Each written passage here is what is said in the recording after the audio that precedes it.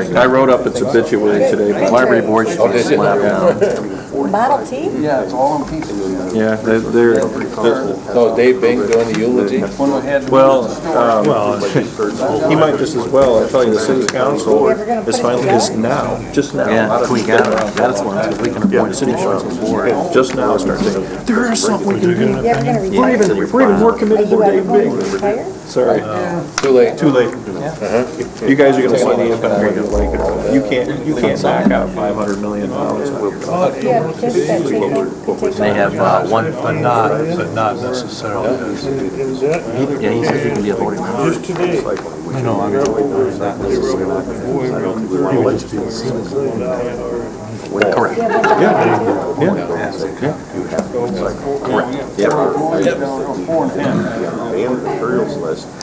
When they let that,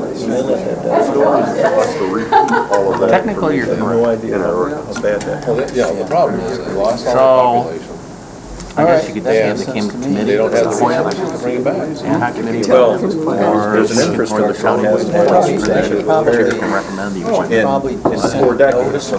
All the You've had consistent corruption since the 1960s. And basically brings everything back. Because you're right, it's not, in the interlocal agreement, there's not a spot for a designee for a commissioner. Commissioner Wheelock, we're going to get started. Okay. Let's just, I'd like to call the regularly scheduled meeting of Ways and Means together on Wednesday, November 16th at 7 p.m. If anybody has cell phone or other noise-making devices, if you turn them off, we'd appreciate it. horns, trumpets. And the next item is the pledge to allegiance, and I'd like to have Commissioner Wheelock lead that. I know how to do that. I pledge allegiance to the flag of the United States of America and to the republic for which it stands, one nation, under God, indivisible, with liberty and justice for all. Both in that corner over there. Yeah. Bonnie, would you do the Larry roll couldn't call, find the flag. please? Yeah. Commissioner Wheelock? Yes, ma'am. Maxbauer? Here. Thomas? Yep. Richardson? Here. Lemkool? Here. Henschel? Here. Inman? Here. Gilman? Here. Please? Present. All accounted for. Next item on the agenda. Everybody's here. Yep. Next item on the agenda is I would approval move of the minutes. Mr. Chairman, I'd move to approve the minutes of October 19th, 2011, regular session of the Ways and Means Committee. Support. Been moved and supported to approve the minutes as presented from Seconded by the majority. October 19th. Yes. All in favor? Aye. Opposed, same. Motion passes unanimously. Now we come to the first public comment of 2 public comments we have on our agenda. And anybody wishing to speak, if they would come forward and give us their name and address, and try and keep it to 3 minutes if you can. Sometimes people will go a little over. Good evening. Hi, I'm George Galick, 1302 Peninsula Drive in Traverse City. I've moved here, first of all, I've prepared a statement which has been circulated by Chris Kramer in your packet, so I'm not going to read through the whole thing. I'm going to try to keep it 3 minutes or lower. I just wanted to kind of tell this is regarding the library board and some upcoming appointments and some context. I moved to Traverse City in 2001. 2004, I was appointed for a first term with the library board by the city commission, and I'm now in my second term, finishing up in November 2013. And I've also served on the professional society, Michigan Library Association, as an officer in various capacities on that as well. But I want to make clear that I'm not speaking on behalf of those organizations, but rather as an individual. My comments are regarding the library board has, of course, 4 county appointees, and 2 of them are having terms that expire at the end of this year, and that's what I'm speaking on. One of the incumbents whose term is currently expiring is Tom Kachadurian, and I have served with him throughout the same terms that were there. And I respect him, and I endorse his reappointment. I understand he is seeking reappointment. Now, the other incumbent has served, or completing 12 years of service, and is not seeking reappointment, so that would create a vacancy. My recommendation or proposal to you guys is to take Commissioner Jason Gilman, who so far this year has been serving as the liaison for communications, and he attends all the normal board meetings, and he gets the info packets and all this sort of thing. So he's been involved, and he's been your representative, but he's not a voting or active board member in that sense. I recommend appointing him for that, to fill that vacancy. He's up to speed. There wouldn't be anybody else you're going to bring in is going to have a learning curve to go through. I've already talked with him. Basically, the requirements of the job, besides being a resident and not having business conflicts of interest, there is an attendance requirement, and you want board participation. There are 2, we have several standing committees. Each of the board members sit on 2 of the standing committees, so it's a matter of workload. And he's okay with that workload, and he's proven that he's willing to attend and be involved and be informed. So without further ado, I'm just going to make my recommendation that he be considered for appointment there. I think it'll also make a little more accountability for this library board, which I think, without going into it, has some value. Okay, I've said my piece. Thank you very much, Larry. Thank you, George. Dick? I've got a question. Does being on the library board mean that Gilman has to know how to read? We have remedial classes now. We are in rare form this evening. Moving right along. Friends like that, you don't need enemies. Is there anyone else desiring to do public comment? Young ladies? No? Extra credit. Okay, seeing none, we'll move on to approval of the agenda. Mr. Chairman, before we do that, it came to my attention after speaking with Chris Kramer that we missed adding, and I'll take the abuse for this, because we did move a number of items from RMA over to Ways and Means to balance out the meeting, because RMA was just so overwhelmed with issues. As you know, we got out fairly late. And we forgot to put down that we need to do tribal application interviews in the month of December and then submit our recommendation to the tribe. So as a part of the approval of the agenda, if we could add, let's just say under new business B, setting up an ad hoc committee to interview tribal applicants that have submitted applications to the tribe, and we can discuss it at that point. Does anybody have an objection with that? Okay. I would move for approval of the agenda as amended. Support. Been moved and supported by Ross. Moved and supported to approve the agenda as amended. All in favor? Aye. Opposed, same. Motion passes. Next item is special orders of business, EPA grant application, public hearings, and the first one's a $200,000 hazardous site specific cleanup grant application for the barns at the village, and I see we have Mrs. Drency here tonight to talk about that. That be correct, Jean? Yes. Thank you. Good evening. My name is Jean Dorenzi with the Grand Traverse County Planning and Development Office. We have 2 public hearings that we are asking for public input and comment on 2 applications that the Brownfield is taking a lead on. The first application is a $200,000 site-specific cleanup on behalf of the Joint Recreational Authority. It's the City of Traverse City, Charter Township of Garfield, Joint Recreational Authority, site-specific cleanup grant for buildings on their property.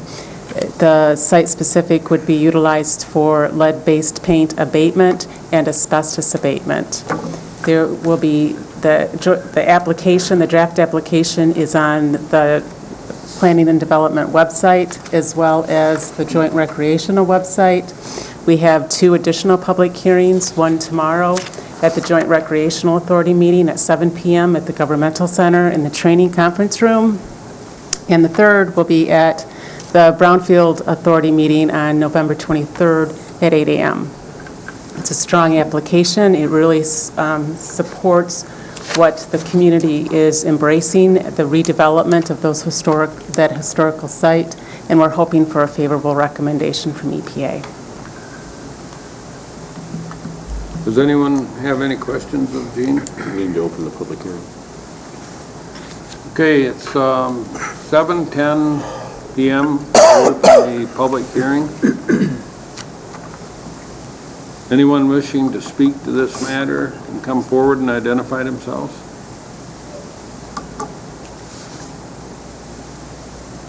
Does anyone have any questions of Gene?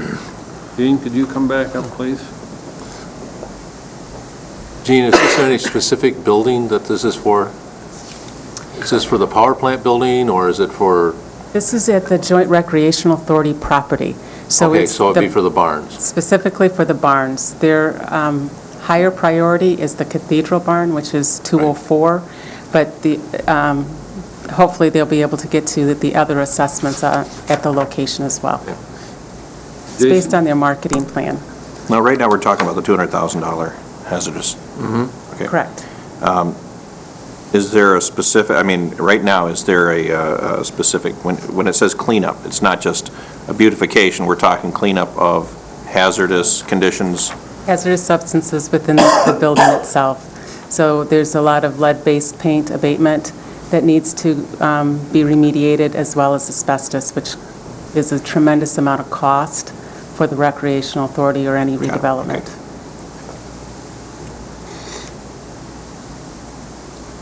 Any other? Motion to approve? No? Then you have to close the public hearing. Or is this still? I had oh, this still just a public, quick, okay. maybe an odd question, Gene. Yeah. Why does this require a public hearing? The EPA looks for as much public input and comment that we can get. We try to do as much public outreach, and elected bodies is a perfect public hearing possibilities. Okay, thank you. Okay, I'll close the public hearing at 7:13.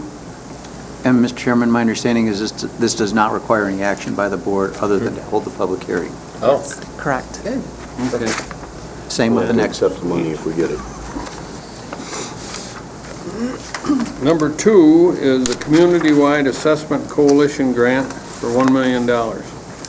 This will be a coalition grant for the land bank. The Grand Traverse County Land Bank Authority will be the lead applicant. The coalition members will be the Grand Traverse County Brownfield Redevelopment Authority, Charter Township of Garfield, the City of Traverse City, and the Joint Recreational Authority. This would be a county-wide assessment. There would be a memorandum of understanding, if awarded, between all of the coalition members on how the assessment would be utilized throughout the community. And again, we're hopeful that we can utilize this throughout the community. There's no local match contribution to this assessment grant either. Thank you. I'll open the public hearing on this matter at 7:14. Does anyone in the public have anything they'd like to comment on regarding this public hearing? Seeing none. Commissioners, do you have any questions? Herb? Are these any site specific on any of these projects, or are they just going to be doing a survey to find out which ones need it? This is not site-specific. It's just as needed for the foreclosed properties, specifically for the Land Bank Authority, some of the asbestos abatement that we had to do for the demolition. This would cover that cost instead of having it come out of the foreclosure fund. And the assessment that we did on the 200,000 previous, we were very successful in encouraging the redevelopment. One, we found at 101 North Park, the assessment granted a tremendous amount, and also the Hand Surgery Center at 701. So the assessment grants do help a lot. Gene, will this be able to be used for East Bay Plaza for their cleanup? Only for assessment work. The assessment is only for assessment, not for cleanup. Not for cleanup, so there's Correct. assessing only. Correct. But it is important to the land bank and the housing trust fund that we can establish whether or not we have contaminants on these properties that have come back on tax foreclosure. Because the abatement piece was a third of the cost of the demolition. Yes. You know, on the, would we demolish 4 properties? Three. 3. 3, 4, whatever. Anyway, but a third of the cost was the actual abatements. Any other questions? I'll close the public hearing at 7:15. Thanks, Gene. Thank you, Gene. Thank you very much. Okay, the next item, It's the non-existent consent calendar. In we 14 don't have years, a I don't consent believe I've ever seen calendar a tonight, non-existent so Mark our consent calendar. calendars. we'll forego the reading of the purpose of the consent calendar. We have no receive and file, no approval, no action, and we have no items removed from the consent calendar because we don't have a consent calendar this evening. Next item would be department action items, human resources, job reclassification discussion referred from the special meeting of September 8th, and I see we have Jen Seaman in attendance tonight, the HR director. Good evening, Jen, Good evening. and we'll let you take off with it. Well, I think that there's really not anything for us to say. This was directed by the county board to put on so that you could have an opportunity to discuss whether you were going to reconsider doing anything with reclassifications, and I think that was the result of some discussion you had at budget meeting where you indicated we'll see when the budget is done. So we're really here to answer questions at this point, and I think it was just an opportunity that you had requested to talk about this. Well, what my thought was, and the reason I asked Jen, is just for a comment, in case you had something to say different than you did in September. Nope, None? none. Okay. I think Rob had his hand Rob? first. Dennis or Jen, what would you estimate the cost be to doing a whole reclassification? When it's all done, what kind of ballpark cost are we talking about? And I don't mean just the labor and going through the process, but in adjusted wages and whatnot. Yeah, I can't give you a number on that. I can't even recall. Do you recall what was originally estimated in Siegel? No, I don't. When Dean gets back, we might ask him that. I want to say that originally we estimated under Siegel that it was about $900,000 is my recollection. Now, Siegel was kind of out there, and that would be the total, but that did not include any appeals of what Siegel recommended. So it was a big number, and that was based on a different labor market, so I really couldn't tell you. Until we go through the process, we wouldn't really know. But Siegel's was paid. Larry? Excuse me. I guess I'd like to respond to the original memo dated August 26th that prompted this discussion.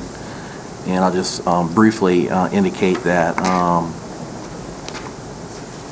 that at that time at the RMA meeting, this was August 26th of 2011, that due to the potential volume of reclassification requests, if we move forward with it, there was a staff recommendation that we move forward with a defined process of handling these requests.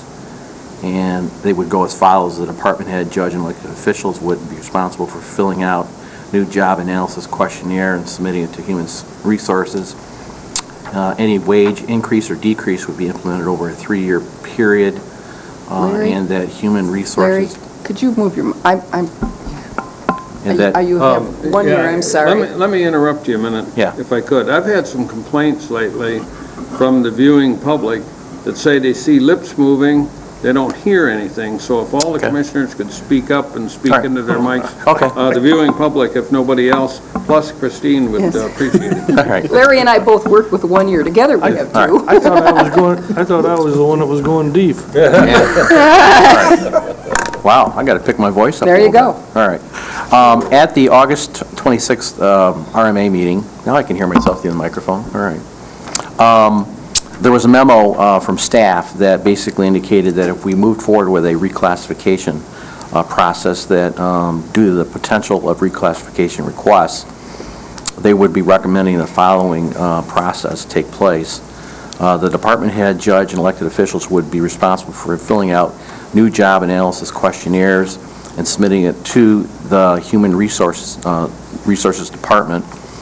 Any wage increase or decreases would be implemented over a 3-year period, and Human Resources would evaluate the position using the current point factor system and bring the recommendation to the board for approval. And then the next paragraph just dealt with the time frame, which is since gone. So those were the basic 3 factors that originally came to the board by staff. I just want to remind you of, what the original recommendation is.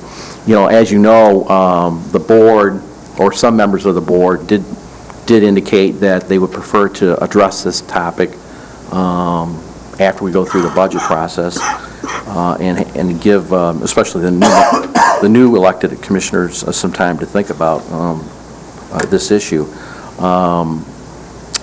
Just my personal view that, I think we should be, as an employer, have a responsibility to our staff and our management team to have positions properly classified, and jobs, we admit, have changed over time, and due to budgetary reasons over the last several years, we've decided to not go through this process.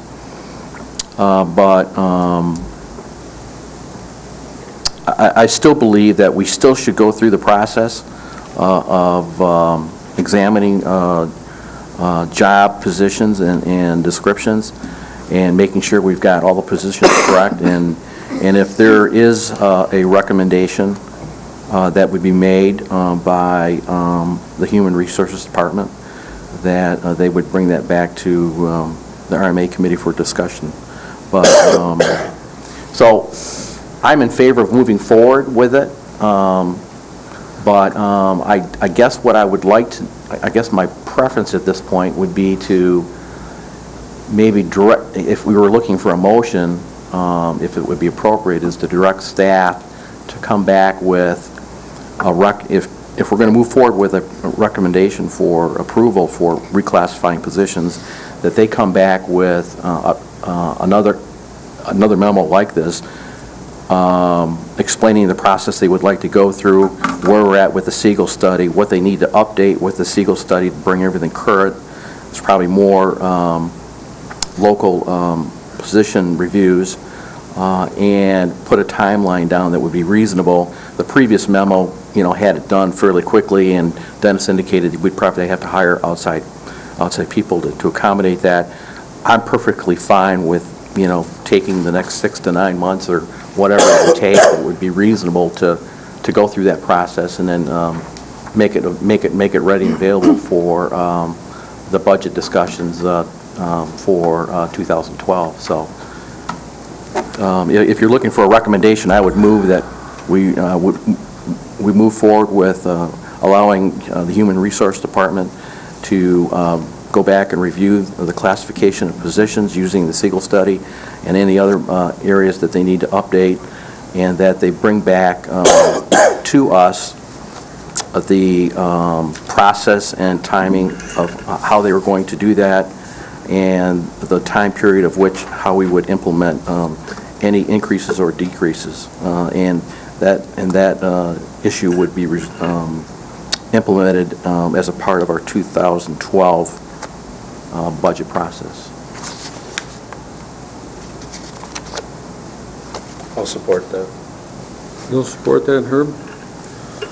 Supported by Herb. Rob?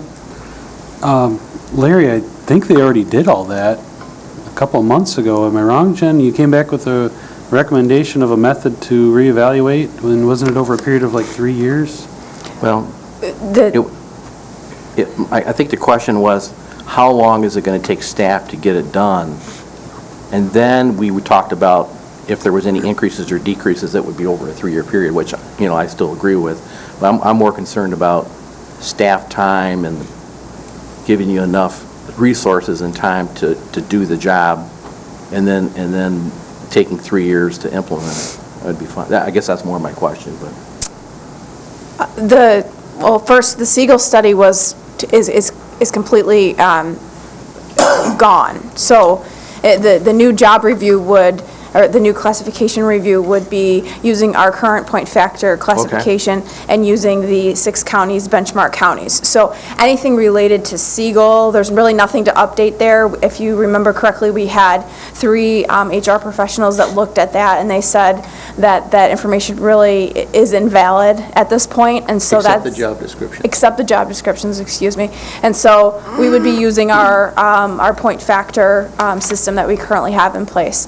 As far as timing goes, I would have to look at that. It's going to 6 to 8 months, or having it ready for the budget process definitely sounds reasonable at this point. I do have some concerns with implementing it over 3 years, because that would involve creating different pay scales and keeping everybody on. We already have 15 pay scales, and creating different steps within those pay scales over 3 years. Not saying it can't be done. I have some concerns with that, the administration of that, and probably would need to my knowledge of the payroll system and making sure that that's, we can do all that. But I guess that's my 2 cents on that. Okay. Chris? Well, allow me to beat a dead horse, because anytime I get an opportunity to do that, I will. If we had implemented budgeting for outcomes, we would be well on our way with this. However, my question is for Jen. And I guess I'm going to use myself as an example. When I worked for Shell, I was a clerk in the earlier, most of my career, and in the earlier part of my career, before I was promoted to staff. My job description was not necessarily, the work I was doing was not in my job description.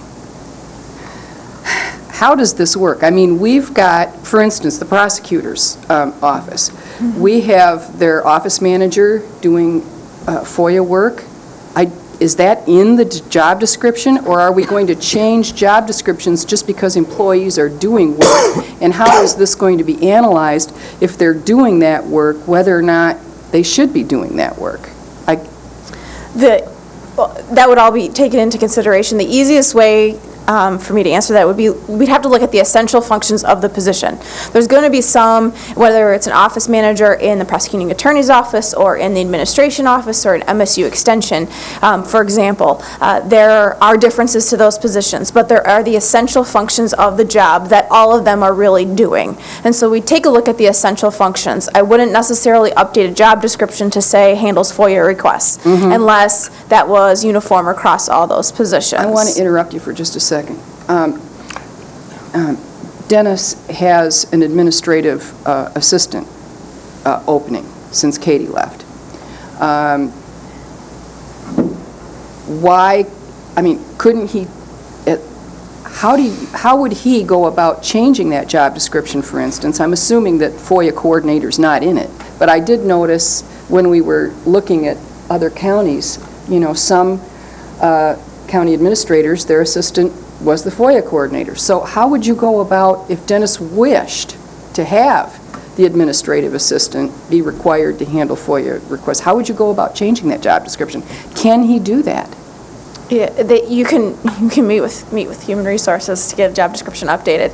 Part of the normal process would be if someone comes and says they want to have a job description updated, then we would make sure that it was still benchmarked and classified correctly anytime you're going to do that. You'd also want to make sure that if it's adding something to a job description, that it's relevant for that job. Correct.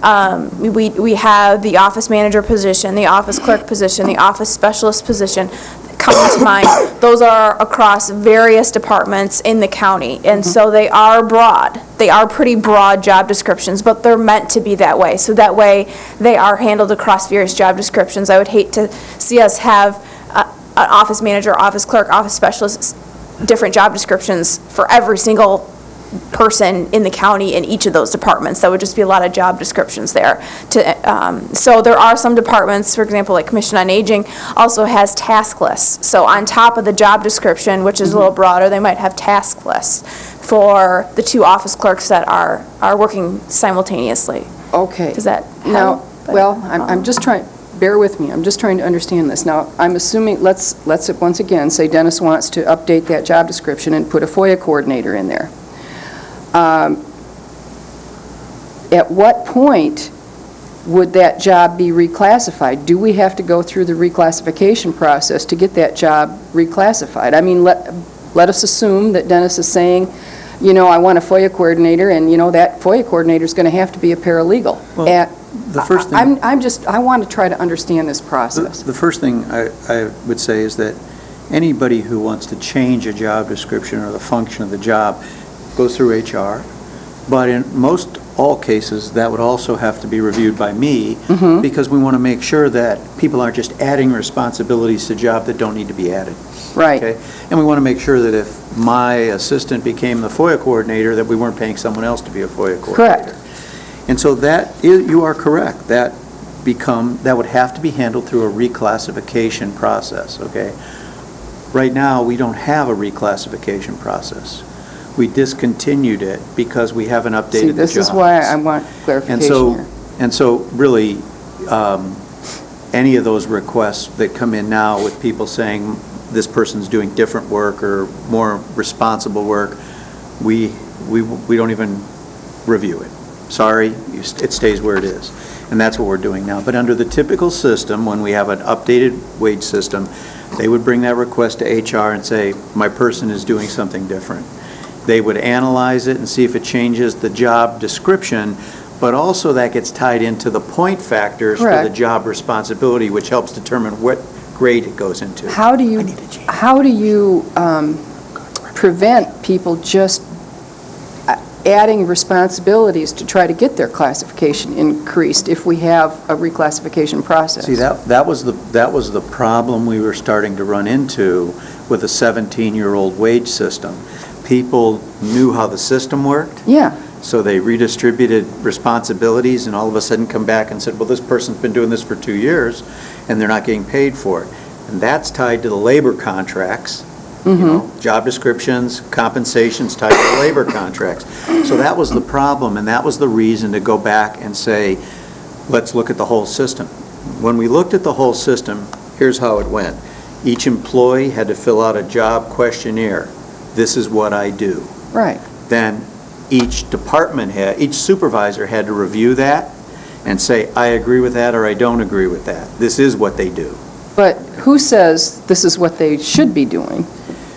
And That's the department head. maybe deletes or adds. Well, then it came to HR and us. Yeah. And we went through those. And when we saw things that didn't look right, we went back to the supervisors and said, why does this person have this responsibility? They never had it before. You got to explain this to us. So there were several steps that we went through to look at those things. Sometimes the consultant changed them and lowered them and said, this doesn't fit. And that's where you had these department heads saying, I don't agree, I want to appeal. Right. And that was where it was going to come back to you. So in other words, the answer is department or employee, supervisor, department head, HR, and myself all looked at those. And then I went back to several department heads and said, I don't see where you're making these changes. You know, they said they do this.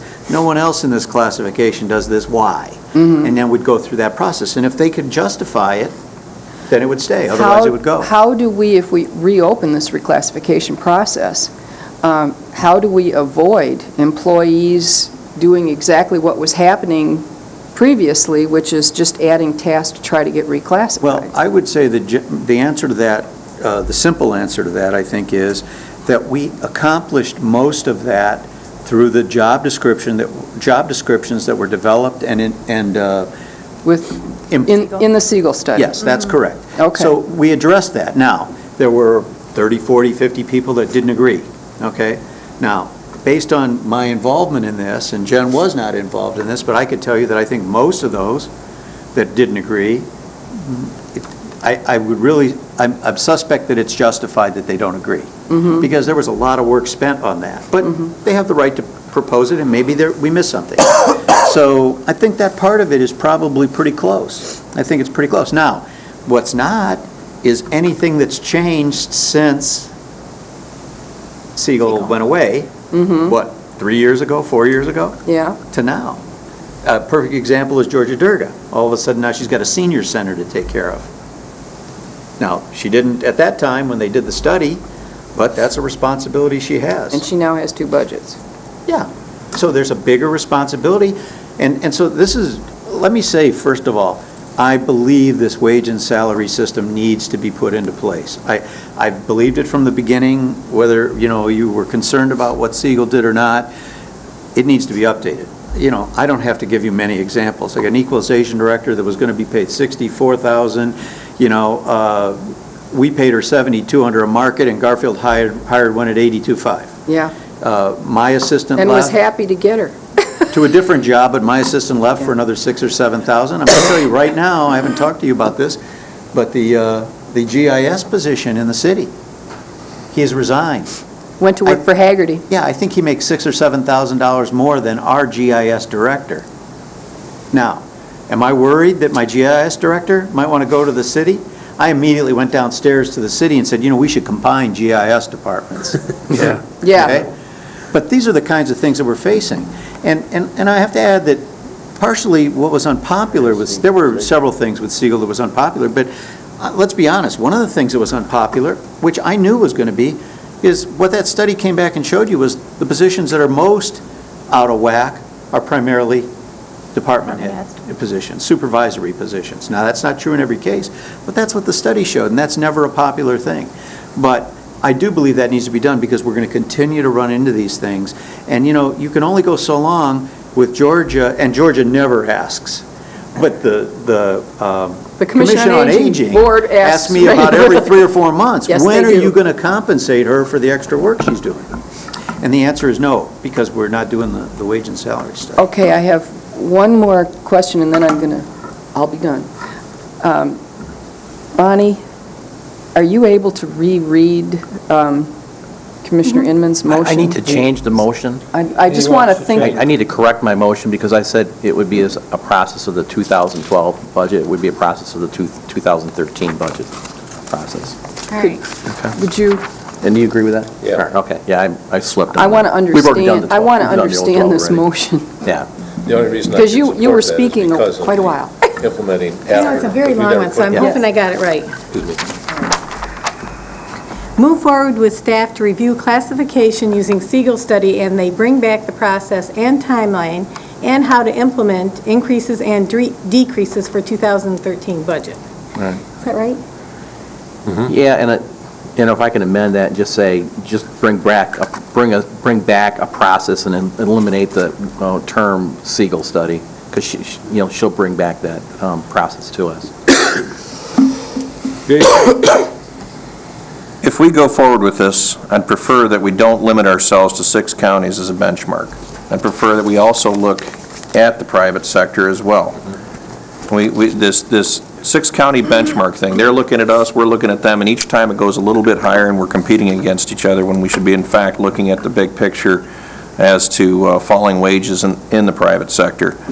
So that also brings us to the other part of it, which says that if the employees would like us to really move forward with this, they must also be prepared to face the potential reality that there will be wage decreases and that we will be compelled to act in that to that end.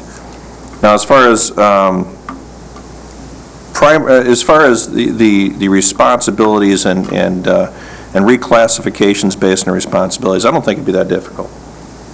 I think you go with the primary responsibilities and any other responsibilities assigned by a supervisor, meeting a certain percentage of their duties. I don't think it's frankly, I don't think it's unreasonable for the prosecutor's office to be handling the FOIA if they have time, and I don't think it makes a difference as far as in her workday, whether she's overloaded or not. If she's not doing that, she's going to be doing something else. And if we go forward with this, though, I think it must be understood there will be some positions that will be looked at as more valuable, and some that will be looked at as less cost to us, as a county. So I have one more question. Commissioner, Yeah, that'd be. yeah. Okay. I've supported the idea that we had to do some reclassifications for a long time. We haven't done reclassifications in this county for 6 years. We simply have a number of jobs that have significantly changed in 6 years. And as we talk about eliminating positions and all of the other things that we've talked about over the last year and a half or 2 years, many of these jobs have significantly changed. Not just because personnel have left, but sometimes because a person that was doing the job retired, and now the person that's doing taking over that work is now, their job is significantly different than it was 2 years ago. So I absolutely believe we need to do reclassifications. In my mind, the reclassifications are as much as to make sure that we have these positions equal amongst our employees as it is that they're equal amongst the job description throughout the community or throughout the state or in other areas.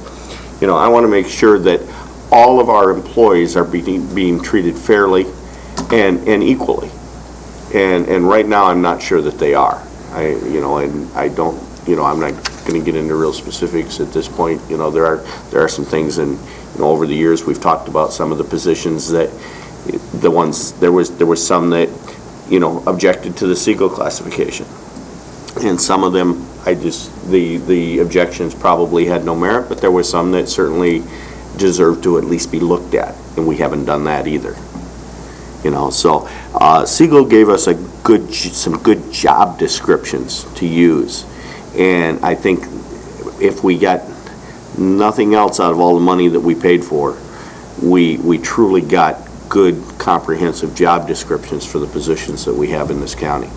And I think we need to set the responsibilities and the duties of those employees that we have against those job descriptions and do classifications. It's simply unfair that we've went 6 years. We probably had 30 applications when we said, no, we're not doing any more. And that was in 2006, 2005. So we're not going to... Reclassifications? Reclassifications. We had almost 80. So we had 80 applications to have their jobs reclassified, and that was 6 years ago. And we said, no, we're not doing any more. So we really owe it to our employees to make sure that their jobs are properly classified and that they're being treated fairly with our other employees. And that's why I think we have to do a reclassification study. Dick? Well, I agree with most everything you said, Jason, except I do have a problem with the number of counties or whatever you want to use for comparison, because they did that. Even though I was never in favor of the Siegel study in the first place, they did that during the Siegel study. So I'm wondering whether HR has got enough time in 2 years to be able to come up with, compare with half the state, the whole state, or whatever. I think you're asking them to do an awful lot of work there that it might be old now, but it is in that Siegel study, and we paid for it, so. I just think you're asking them to do an awful lot of work. Herb? Yeah, the only reason I could support this, there are two reasons. One is that I think that we need to do the reclassification, but the other is that the time factor, that we're giving enough time to do it right. I think if we try and hurry the process, shame on us. Take the time. But also, you got to remember that when our budget time comes around for next year, we're probably going to have to put another $300,000 into our budget for reclassification. And we got to remember that that will be part of our budget process and part of our budget discussions. as to how much money, hopefully we would have an idea at that time how much money we're going to need. Because if Siegel said we're $900,000 or $800,000 that it might cost us back then, that, you know darn well it's going to cost you $300,000 or $400,000 this time in order to be able to do it. And when we do that, what programs are we not going to fund? Because our money is going downhill. We're not getting the revenues in that we have gotten before. And next year, I think Dennis made the comment that we might be $1 million less than we are getting this year. So when you start looking at these reclassifications, somehow we got to also maybe look at when you do a reclassification in a particular department, and Dennis said there was a problem in his. I'm sure there is departments that can't do it, but they have to take it out of their budget. Chris? I have a question. When you take a look at a job description, are you looking at all whether or not that job needs to be a full-time position? Actually, perhaps it could be a part-time position? I mean, how are you adjusting? I mean, we could literally have a part-time FOIA coordinator. I mean, really, we could. Couldn't we? Sure. Create the position and have it be a part-time position. I mean, how do you determine, when you're looking at these job descriptions, whether something is suitable to change from a full-time position to a part-time position? I think the answer to that is our HR director evaluates what the value of the position is per hour on a salary. It's during the budget that we determine whether it's needed to be done full-time or part-time. Okay. That would be the distinction. All right, and the other thing I wanted to say is I think Commissioner Gilman's exactly right. We absolutely have to factor in private sector. Absolutely, positively. When I looked at the Siegel study, I was looking at some wage things, and I was absolutely aware that they did not coordinate with the private sector. Now, that can be wage decreases, but as well as wage increases, because as Dennis said, the GIS person for the city just left to go to Hagerty. Right. And, clearly, we're not paying what the private sector is paying. But the other thing I wanted to say is, two things. If I could talk you all out of building that public health services building right now, I sure would. I think doing something like this is more important. I think we can wait a year, 2 years, and then decide whether or not to build that public health services building. I think this probably is more important than that building, and I would hate to tie up so much money in our budget when we're looking at this. And if Dennis is right, if we're looking at an extra $900,000 a year, or be whatever it is, even if we implement it over a 3-year period, a 2-year period, a 5-year period, whatever the county board decides, that could involve layoffs. And if we're tying up our budget in a building, we're going to have to look at layoffs. And quite honestly, the last round was not pleasant for me. I know it wasn't for anyone else. I really would like you, if we move forward with this, to please reconsider the public health services building. Thank you. That's all I've got. Dennis? Let me make a couple of comments here. I'd like to give you my perspective on some of this, if you don't mind. First comment, remember that we had an advisory group that the county board approved of local HR professionals. One was from the college and 2 were from the private sector. And they were the ones who evaluated the market and made recommendations to you on what an appropriate market was. And I'm going from memory here, but I want to say they said managers should be looked at regionally, professionals should be looked at in a state of Michigan market, and I'm going to say clerical, lower level positions should be looked at publicly and privately in the local community. Okay, so those professionals did not say managers should be looked at with the private sector. Now, I'm going to tell you, I would guess that my HR manager who makes $60,000 would be glad to be compared privately with a human resources director who has 500 employees. I don't know that you'll be happy with the result, but I'm sure she will, okay? And likewise, I don't know that you're going to be happy when we compare custodians with the private sector, where they make $2 less an hour.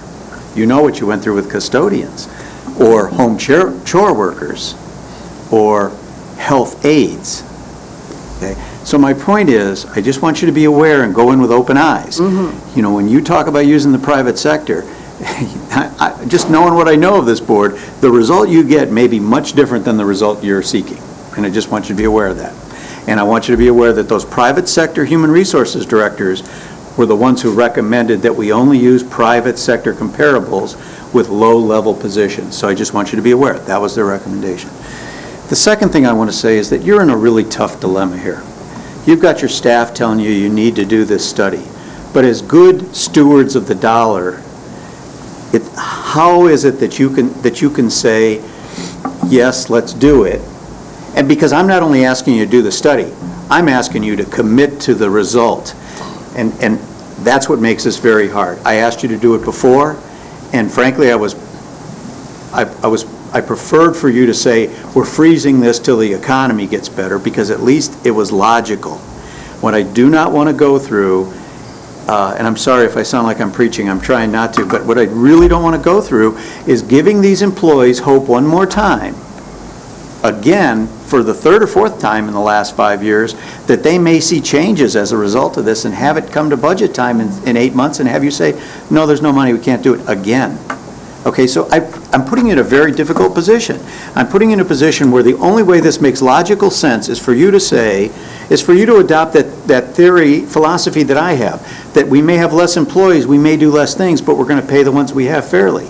And I know some of you don't agree with that philosophy. So I guess in telling you all that, what I'm asking you to consider is, do not do this unless you're committed to implementing it. Vote no unless you're committed to implementing it and taking that leap of faith. Because otherwise, we're just going to put our employees in a much, much worse morale situation than what they're already in. And I don't want to do that to them. Rob?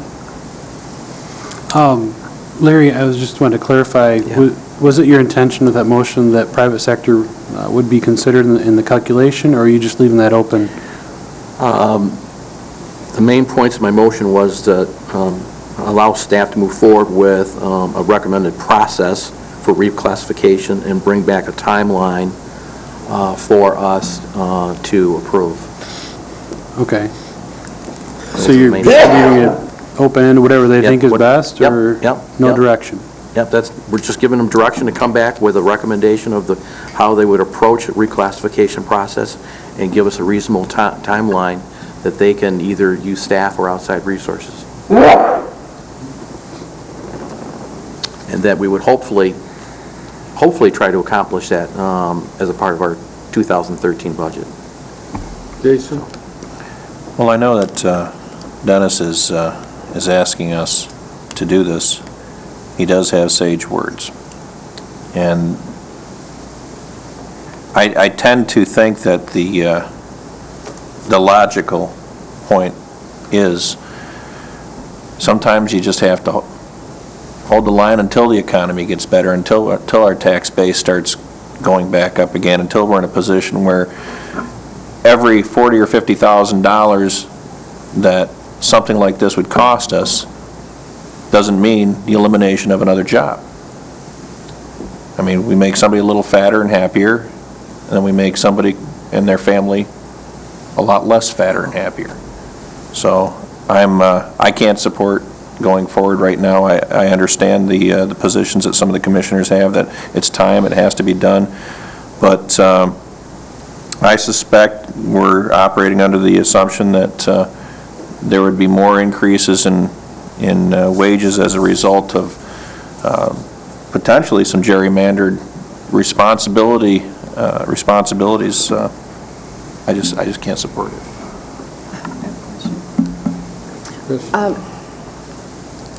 Commissioner Inman, Yes. you're suggesting that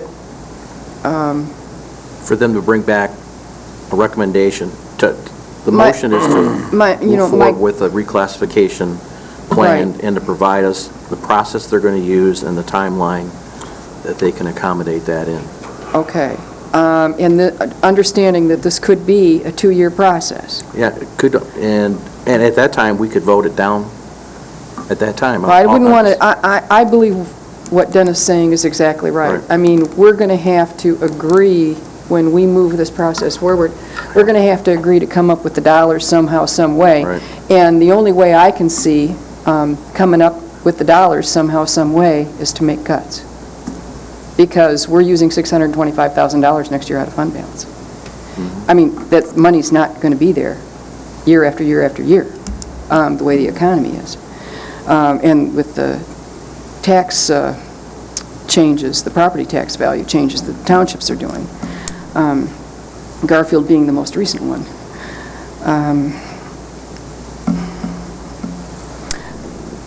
Okay. Herb? No? Well, I just, lastly, if I could, I guess my understanding of, the results of the Siegel study showed, even though there was a discount factor, and we used larger counties to view, that the majority of the positions were really fairly close back when they did it, okay? And we've been consistently giving 1.5% raises or whatever to our staff members moving forward every year since then. And the big disparity was in some of the management positions. So, 85% of the money was going to 15% of the. yeah, so, that's going to be the big decision part, is, That's gonna be your tough keeping piece. 95% of the people happy, making the tough decision on 5% of the people. And layoffs. Comment I would have regarding the motion is, I don't think I can support it because it likens me to my father taking me to look at bicycles, because the expectation on my part was I was going to get a bicycle. And after 2 or 3 times and I didn't get the bicycle, you know how I became to view my father. I think Dennis makes an excellent point. The employees, in my opinion, they're probably not going to like me, but they ought to be thankful they have a job. It's a fairly well-paying job. Sure has good benefits presently. There's a lot of people out there on the street today that would trade in a minute for them. And my preference would be, like Jason said, is just to sit and wait till times get a little better when we can do it correctly. I don't see the value in giving people raises and laying other people off to pay for the raises. So I think we ought to just sit tight. Ross? The problem is that we're a rather large organization, and with 500 employees, and I don't even know how many departments, there has to be some mechanism to deal with the inconsistencies and issues that come up. This is the mechanism. Now, we may not be thrilled about the idea that it may cost us more money, but this is a mechanism that we have to go through if we're going to run this organization competently. I mean, we just can't say, I mean, it'd be easy to just reclassify everybody, just say, put them at the lowest level and just keep them there. It's like, you're doing more, well, you're lucky to have a job. Yeah, I don't like the idea that it may cost us more money either, but I think if that happens, we're going to have to deal with the whole thing across the board. It may mean that when the next union contract comes up, nobody gets a raise. I don't know. But the point is that we have this multitude of jobs, descriptions, and there has to be some way to resolve the inconsistencies that develop over time. And as Sonny has pointed out, we haven't done a reclassification in 6 years. We have to be able to do that, and this, unfortunately, is the only way we can. So I will be supporting the motion. Everybody done discussing this matter? Everybody understand the motion? Roll call vote, please. Commissioner Max Bauer? Yes. Thomas? Yes. Richardson? Yes. Limkul? Yes. Henschel? No. Inman? Yes. Gilman? No. Wheelock? Yes. Police? No. Okay, next item on the agenda 6-3. is finance, and we have Mr. Bott up to bat.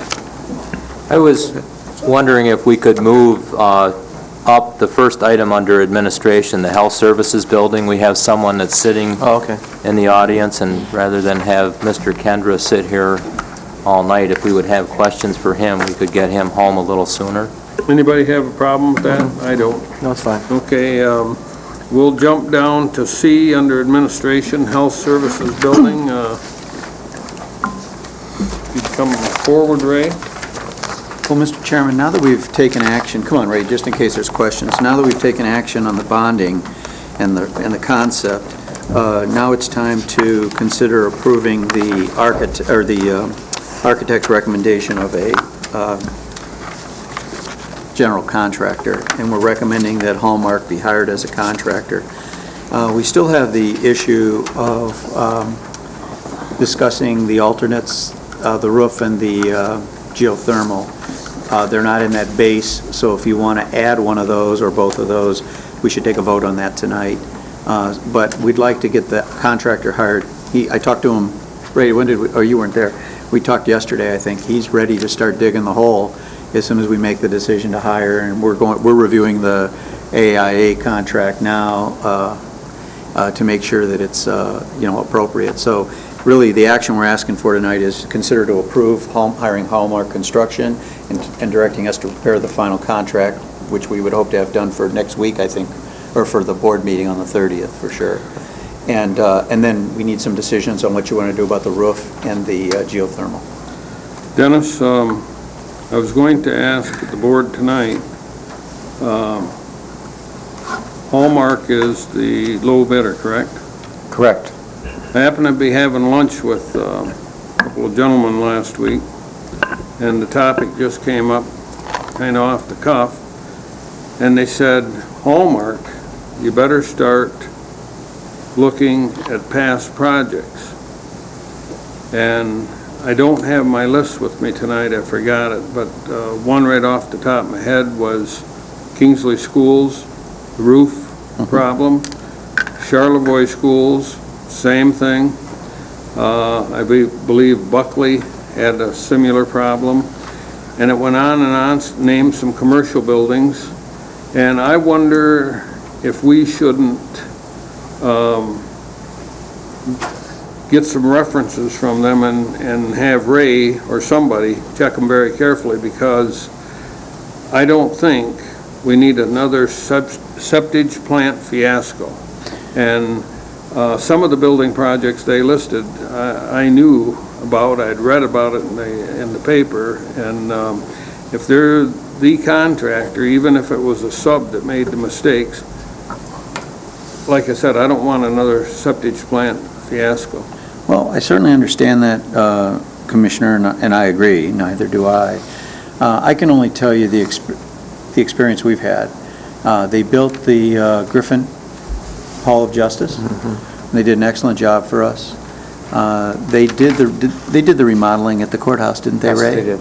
They did an excellent job for us. The jail? Did they do the jail expansion too? I believe they did. Did an excellent job on that. Under budget. Under budget. And I believe they might have even done our Woodmere building. I can't remember back that far. But our experience with them has been very good. And I've found them to be very responsive. I know you're right. They have had issues on, at least I knew of the Kingsley project, but our experience has been very good, and we have checked their references pretty thoroughly, and we've looked at the subcontractors.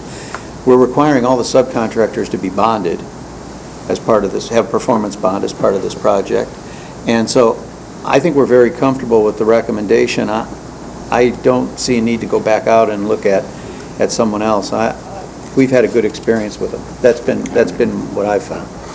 Ray, I don't know if you want to add anything. No, yeah, I would concur. We just finished a job for Antrim County with them. It was a smaller job. It was about $650,000, $700,000, but I would guarantee you that the folks over in Antrim County would give them a good recommendation as well. And I have personally, on the jobs that we have done with them, we just finished a job for NMC with them fairly recently. I've not personally had any problems. I'm not involved in the jobs you're mentioning, the Buckley, Kingsley, Charlevoix projects, so I can't directly respond to those particular items, but I do know, as Dennis would say, we did do some of the work, like at the courthouse and some other projects here, so and the sub-list was very good, too. We were very happy with the subcontractor list that they provided, so the roofing contractor was a local contractor, bought some roofing.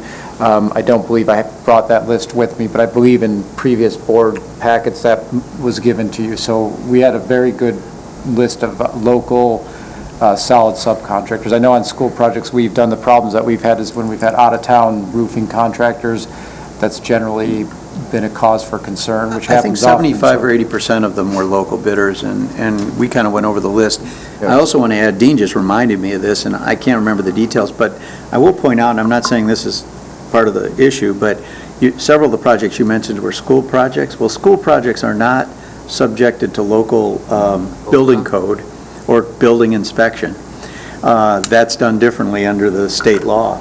And so I would just point out to you, you know, I think our guys that do the building code inspections pay as much detail and are careful with when they review this building as they do any other public building, you know, here in the county. So I don't know that made a difference. I don't know who the architect was on those projects, but we've reviewed this and looked at the references, and I think we feel really comfortable that they'll do the job for us. And they did a very good job at the courthouse. And I would add to that, I would think that we requested that they provide a list of references specifically that they would have it to us tomorrow morning, you know, immediately. I know that they're very committed to the project, and so if there's any concerns at all, I guarantee they'd want to address it head-on with you, so. And you know, my experience with Denny Fedorenchek has been this: if there's any issue that I have, I make one phone call, and they're right on top of it. And I've only had to do that once or twice through all those projects, but they are right on top of it, so I'm comfortable. And I know Danny Brown is as well. Herb? Yeah, the process here tonight, do we want to look at the roof and the add-ons as something as a motion first? Or do we want to take a motion to hire the contractor first? I think we need to hire the contractor first and then do the add-ons. I think that's fine. That's That fine. would work. All right. You okay with that? Whatever's your... Mr. Chairman, I'll make a motion, we move forward and award the contract to Hallmark Construction, and by virtue of a letter of intent or by virtue of a contract, whatever is Direct us appropriate. to develop the contract for next week, or for the board meeting. Okay, that would be my motion. Support. Rob? Where are we at with getting a potential lease with the renter? We have letters confirming their willingness to do that, to do the rent, and so we have not put the lease together yet. Nothing in obviously. writing yet? We have letters from them in writing committing to doing the lease for the 20-year period. Okay, so we have a letter of 20 years, intent, yeah. basically. Two yeah. 10-year. That was my concern last Yep. week, and that's why I voted no, is because we didn't have anything in writing yet. Yeah, And, we do. Actually, it came from Northern Michigan Hospital, or Northern Michigan Health Agency, which is our counterpart up there. Okay, Who and will we, oversees that. before we approve the final contract, will we have maybe a lease in hand saying, yes, we are going to? Well, we won't, because we won't know the final price until we go through the project, so we won't have a lease because we won't know the number. It just concerns me to build half of this $6 million building, or whatever the number was, you know, but we don't have any. Well, it's actually, Commissioner, out of a 32,000 square foot building, it's only about 4,100 square feet. Okay. It's not half, yeah. Yeah, Okay, good. it's a much smaller number, but I will bring you the letter of intent, and I'm really comfortable with that. I think All right. we're in good shape with that. Thank you. Anybody else have any comments before we vote on the motion? Chris? You're going to want to do a roll call vote. You know, once again, I know I'm not going to talk you out of this, but I have to tell you, this started with the dental clinic needing some extra space. And it has snowballed, it has morphed, it has taken on a life of its own. I think there are other things we need more than a health services building. And, you know, the jail comes to mind. And I know Commissioner Thomas said that, you know, that's a $40 million project, and we got to do what we can do.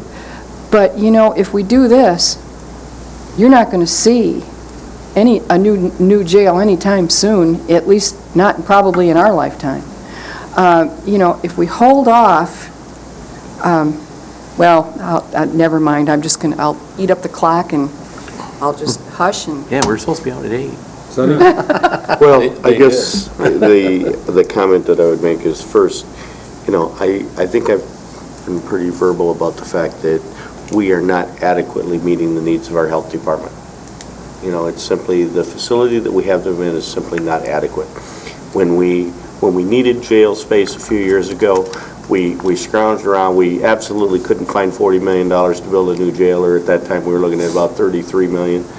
But we were able to figure out that if we could take the city police, the sheriff's department out of that facility, move them over to the facility on Woodmere, we could gain 42 beds. We did that. Right now, in order to meet the needs of the health department, we have to do something. And this is what we can do that will meet our needs for the health department for an extended length of time. And, when we needed more space for the district court buildings, some of us can remember going with T.J. Phillips into his courtroom and having to step over the corner of the jury box in order to get into the office and around to his office because you couldn't get through it. You had to move a chair to get in the jury box to get into his office from his courtroom. We simply were in a situation where we had to do something with the district court building. Along comes the Robert Griffin Hall of Justice. I think this board has been very fiscally responsible in meeting its facility needs, and it's time. You have a capital improvement committee that has identified for the last probably 5 years one of the most important concerns is the inadequacy of the facility for the health department. That's how we got here. Russ? With all due respect to Commissioner Maxbauer, this doesn't really have anything to do with the jail whatsoever. And yes, we are fiscally responsible, and yes, we have been given a plan to pay for this, which works, and which works for, the next 25 years, because that's what we're talking about here. The point is that we've reached a fork in the road with the health department. We either have to put a lot of money into a building that is ill-suited for the purpose, or this is another alternative. But we can't do nothing. We can't sort of sit back and wait another 2 or 3 or 4 years doing nothing and assume that everything will be all right. I think Dennis and Dean and Mr. Kendra should be, complimented for coming up with a really good plan, both architecturally and fiscally, which meets the needs of the growing population of Grand Traverse County.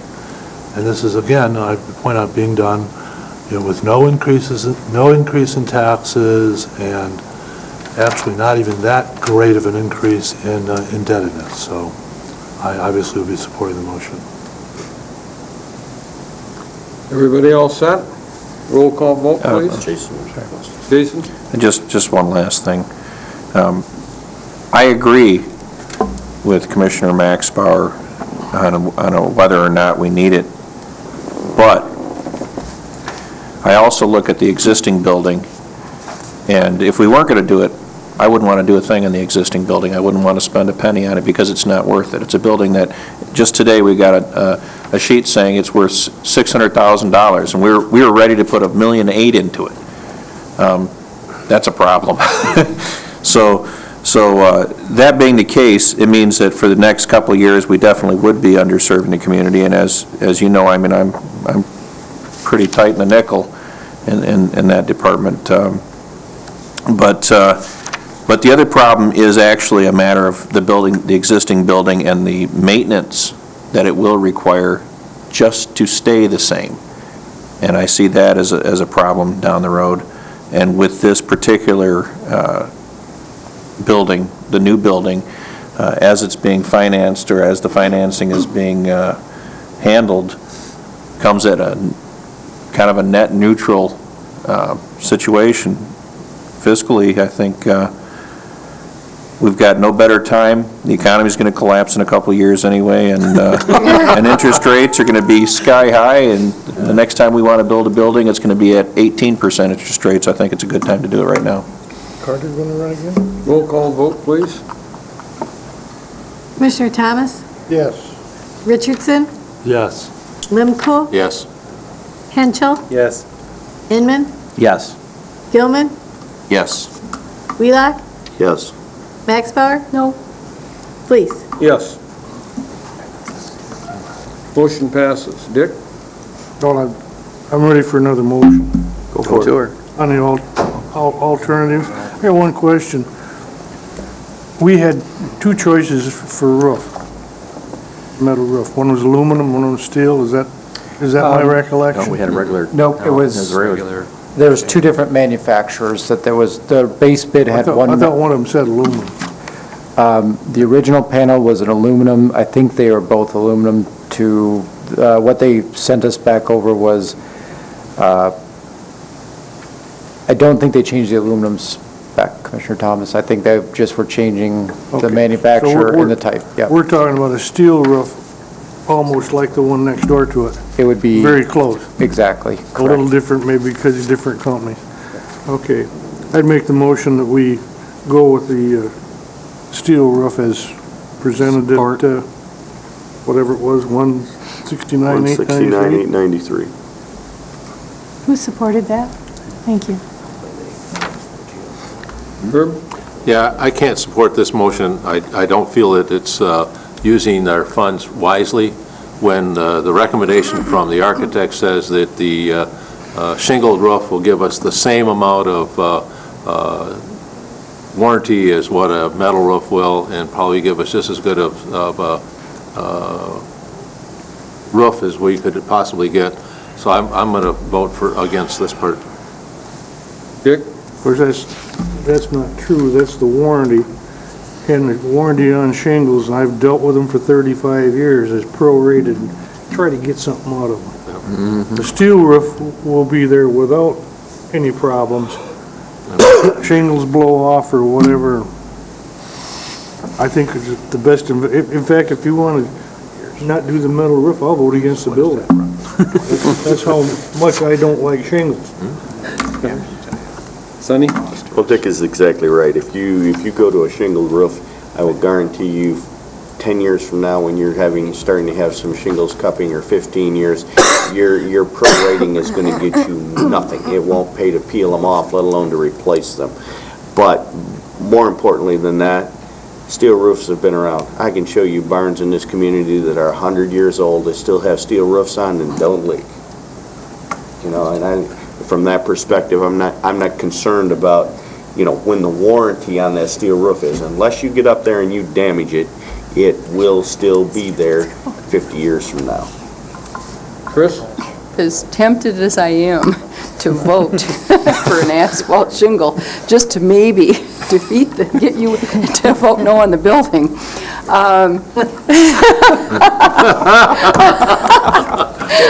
I will be supporting the motion because if we're going to build it, we should do it correctly. Yep. Okay, everybody understand the motion? Roll call vote. Richardson? Yes. Limco? No. Henschel? Yes. Inman? Yes. Gilman? Yes. Wheelock? Yes. Max Bauer? Yes. Thomas? Yep. Please. Yes. Motion passes. Got another one. Dick? I would move that we eliminate the geothermal because of the bad payback. Second? Everybody understand the motion? Who's the second? Henschel. Potential. Or Henschel, I mean. I have a question. Basically. If we build this building without geothermal, can we add it later? I know nothing No. about buildings, so, Boy, that'd be tough. other than I can nail a shingle on it. I think where they were looking, the issue is that for the size of this building, the bore field or where the wells would be placed, we're actually proposing they would look at underneath the parking lot. So obviously that would make it a difficult situation because it requires a certain amount of land. So I would say, well, anything's possible. So I if think it would be we probably do it down the cost road, prohibitive. we'll have to tear up the parking lot. Or clear trees or find another place to put this bore field. All right. So, Or put it behind the building, you know, because we have property behind it. right. Okay. Okay, everybody understand the motion? All in favor? Aye. Opposed? That's Okay, it. next item is, let's see. We have door frames and carport.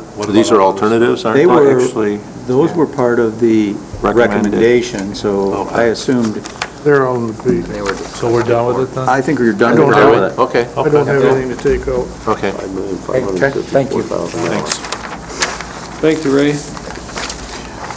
Ray, I'm sorry, one thing that I wanted to ask about, and I unfortunately I already know the answer to this question, but what do we get for $29,000 to have this building LEED certified? You will Is get, there truly an advantage to this community to have this building LEED certified?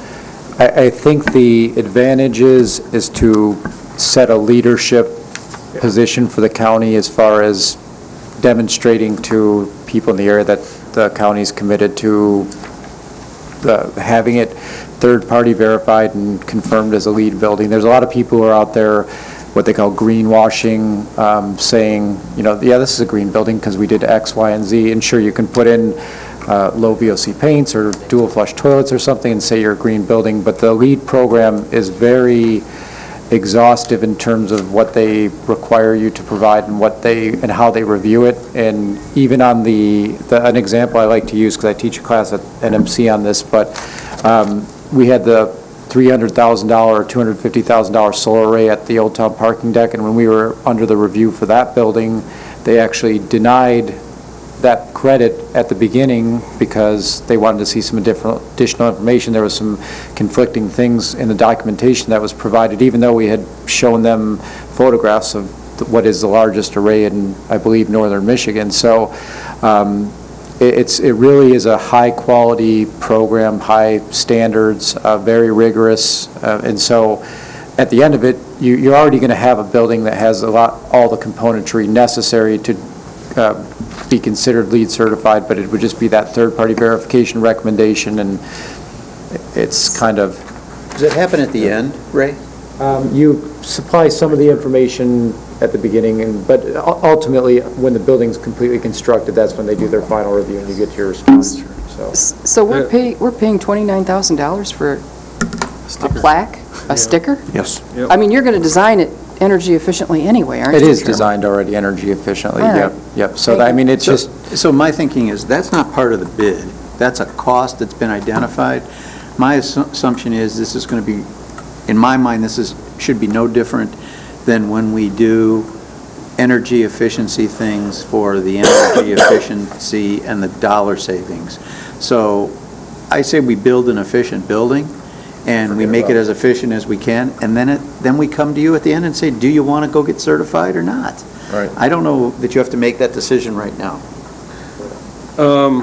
Is the carport and aluminum door frames included in?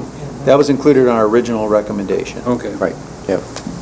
So the only decisions we had tonight then were the metal roof and the geothermal. Okay. Jason?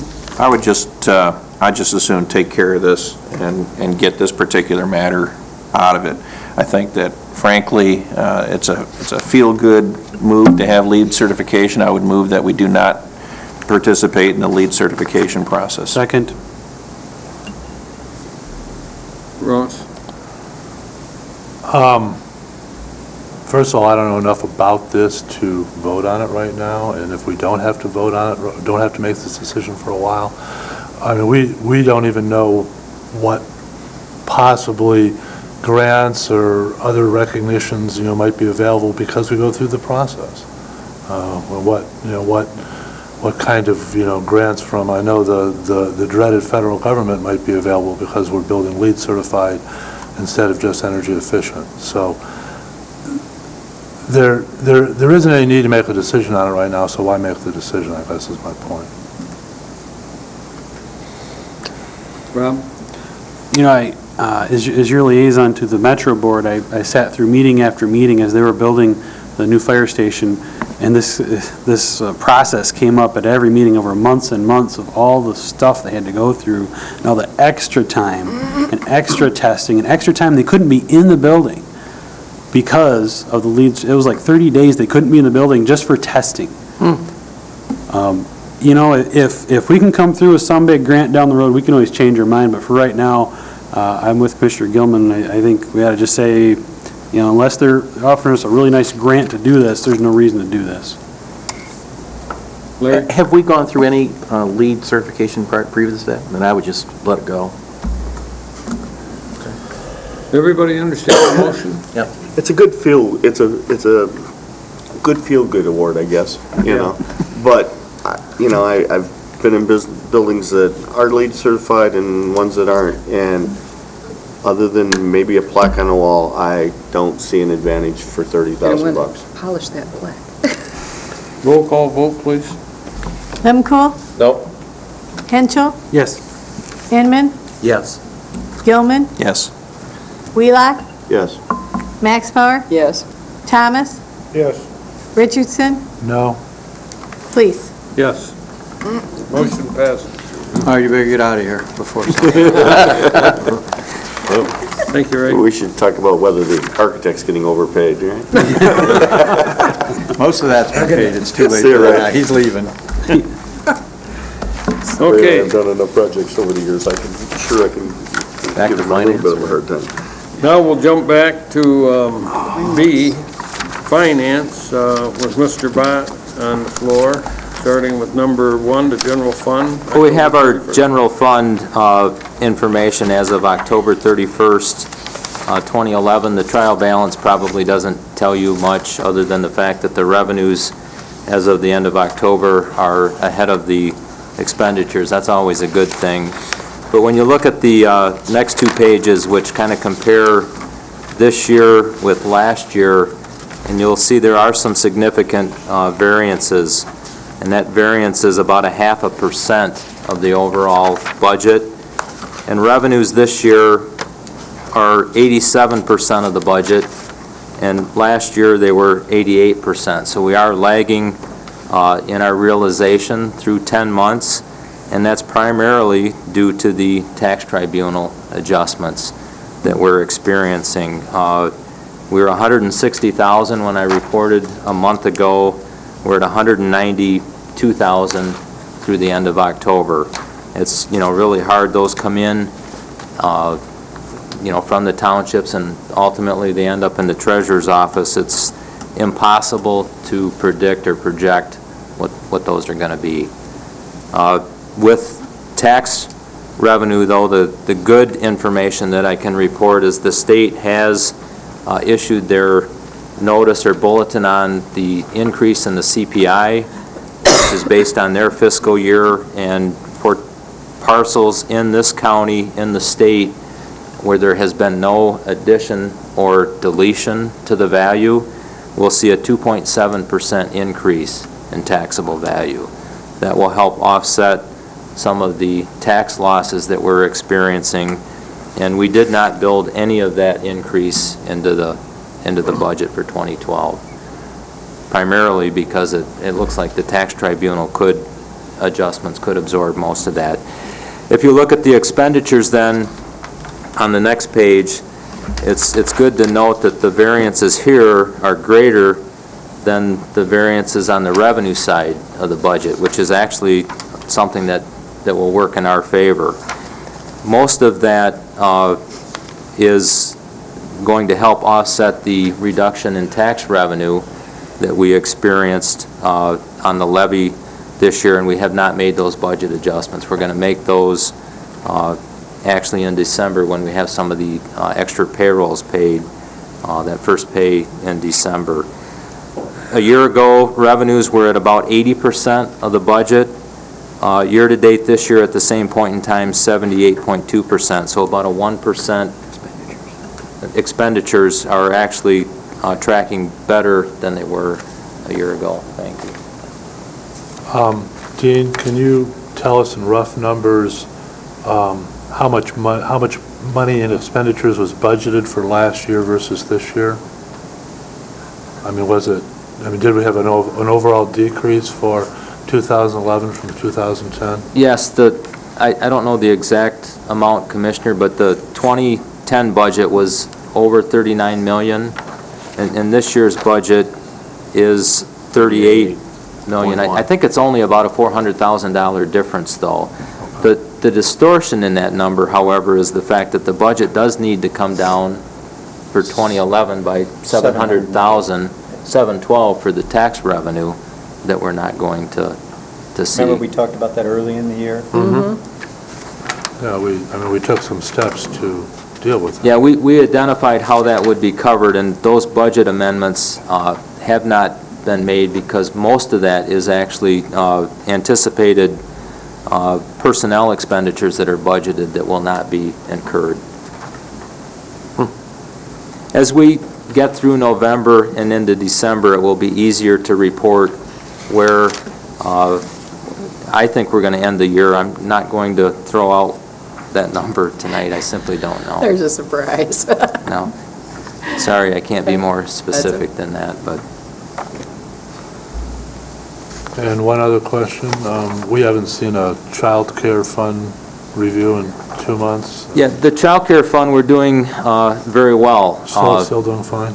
We're actually, when we looked at this, we didn't have time to include that in the packet, but we potentially, I've reported favorable variances as high as 150, I think 170 at one point.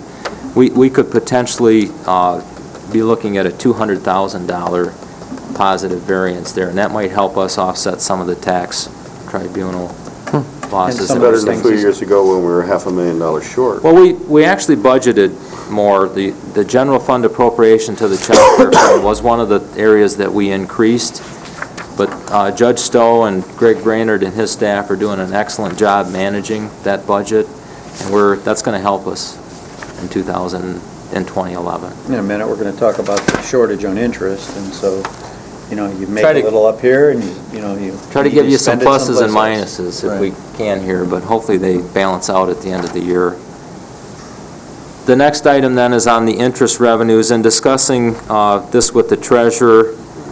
We want to approve the budget. amendments first. No, I think I had interest revenues first, didn't I? No. No, sorry. Move to Budget approve Mr. Chairman, I would budget move to approve the budget adjustments as outlined in our packet by the finance director.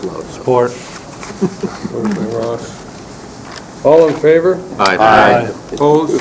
Motion passes unanimously. I know, I got to do that. Now it's your turn, Dean. Go ahead. Interest revenues. We've actually been watching this, and we were hoping, as I've explained here, we did anticipate that interest rates would change. They have changed, they've gotten lower. We had budgeted, well, we'd actually budgeted, we budgeted a very conservative amount using a 0.5%, a 0.5% rate on our available cash balances, but in some cases, we're only seeing 0.25%. Bottom line is, the treasurer and myself have determined that we need to reduce our budgeted item here by $100,000, and I will bring a budget amendment back next month using these revenue sources to cover that. The first one is our allowed transfer from our revenue sharing reserve fund is $30,597 greater than we planned, so we can use that additional revenue to help offset the interest.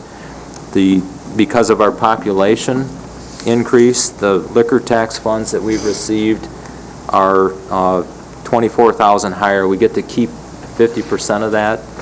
And then also, the Register of Deeds revenues are, as of Friday of last week, we're actually over budget on their total revenue. So that's, one of the line items that I'm recommending we use to offset the interest revenue. And I'll bring the formal budget amendment back next month. You'll recall, some of you will recall, because we had this discussion a couple of years ago, when interest rates go down, registered deeds revenue generally go up because people do refinancings and we get fees off of those. And so those two things kind of, Closing and when costs. interest rates go up and we make more interest, less people refinance. So that's kind of how that. Yeah, this is kind of the Register of Deeds activity is kind of a hedge against our interest. I shouldn't probably say that, but it does. It truly is. It works that way. It's like the delinquent tax one. Foreclosure, too. Yeah. Not good. Okay. The next item, based on the 2010 audit, our auditors had a number of comments and recommendations. I'm sure that you all had a chance to review this, and we did have to, I had to submit this to the state fairly early, and I certainly didn't want to exclude you from this process, but this is our written response to those findings. We have, in most cases, we agree with what the auditors have recommended. The first item was actually, we changed how we put our budget together in terms of the budget document that's attached to the formal resolution. We were doing a fund summary and then a line item detail, and they didn't like that. It had to be based on the activity level. So we've made that change. We've made the payroll changes. We have reviewed our fiduciary liabilities, and we're cleaning up that. We're not quite sure on the bank reconciliations what accounts they were referring to, so Bill and I are still working with them on that. The journal entries are being reviewed at the pavilions by someone other than the person who enters or makes the entry. It's always difficult to comply with all of the federal grant requirements, but we have made those changes as well. There are some cases where reports are submitted and we don't see those reports, but we've brought those all back in-house now. They can't submit a report under any federal grant without it being reviewed by the finance staff first. The next item was on the loans receivable. This one here, this is our EDC loans. I was still under the impression that that was going to be handed off to another entity. I'm not sure where that's at. Do you want me to comment on that? Absolutely. I thought it was too, until last week, and found out that, things we hear from Lansing are not necessarily what actually then occurs, but supposedly the federal government still wants to have some sort of public input on the whole process of the loans using the, what is basically originally HUD money. So at this point, we have added a layer in a, what is it called, a Community Development Financing Institution, which is something called Northern Initiatives in Marquette, Michigan. And they're looking at loans before we look at them. But for right now, nothing has changed, I guess, nothing except for that. So I'll keep you updated as we Well, find out the anything. Planning and Development Department did provide me with a procedure, and I will have to review that to make sure that they're following that procedure, because that would address most of the issues that the auditors had. Commissioner Richardson and I discussed the property tax chargebacks. The auditors noticed that when we refunded taxes to a taxpayer based on either a board of review or a tax tribunal change, we were accounting for that activity out of our trust and agency fund. And they were right. That was something that we should not have been doing. We have a tax revolving fund for that purpose and that function, and that's what we have started to do as of November 1st of this year. The next item, compliance with the Uniform Budgeting Manual, we did make that change with the 2012 budget document. And then the next two items are regarding IT and technology. Don Sheehan, our IT director, assisted in drafting our responses in these areas. We generally will always have some comment on IT, and I think it's because of the nature of how fast the technology changes. A few years back, they wanted off-site security and storage for our backups. You know, we do make the changes as they advise us. And the other one was concerning user rights and logical access. Don and his staff have developed a procedure whereby that is reviewed on an annual basis, so we're making those changes as well. And I believe the last item, well, there's two. We did do our workers' comp update. That was completed shortly after the auditors finished their field work, so they were not aware that we had completed that item.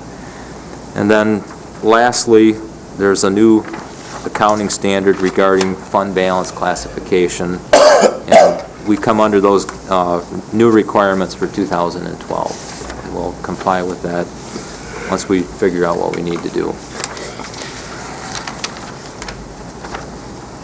You need a motion to receive and file that, or just leave it alone? That's information.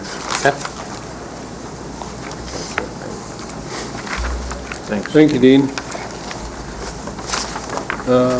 Next item is number 2 under administration, equalization director appointment and others, page 43. I could speak to that for a moment, Okay. Mr. Chairman. Just want to report back to the board that, based on the previous conversation at a meeting about how we might want to approach the opinion from Bob Cooney, which is attached to the memo behind it, and provide more clarification and direction to staff how what we're recommending here is we decided to put a written recommendation together in terms of how to address Bob Cooney's opinion with the equalization director, the health department director, the medical examiner, the emergency management director, and veterans affairs director. And we are recommending, as you see in the write-up, that the equalization director, that the county administrator and Jen Seaman, the human resource director, and other appropriate staff members be recommended by the county administrator to screen candidates, interview, and make recommendations to the county board of commissioners for those appointments. And we're also making that recommendation for the health department director, the medical examiner, and the emergency management director under recommendation number 2. And what's different is that with regard to the Veterans Affairs Director, we are recommending that the Veterans Affairs Administrative Board, at least we would ask them to pass a resolution providing the same process as recommendation number 1 and 2, that Dennis and his staff do the recruiting and they would go back to the Veterans Affairs Board and recommend a candidate to fill that position, and that the county administrator would be the appropriate person to manage that person, and the administrative board would still continue to do their responsibility of budgetary and policy decisions. So we felt it would be good to put something in writing for the record, and it would be consistent with, in his general terms of his employment contract, that Dennis oversee and hire the staff members of the county.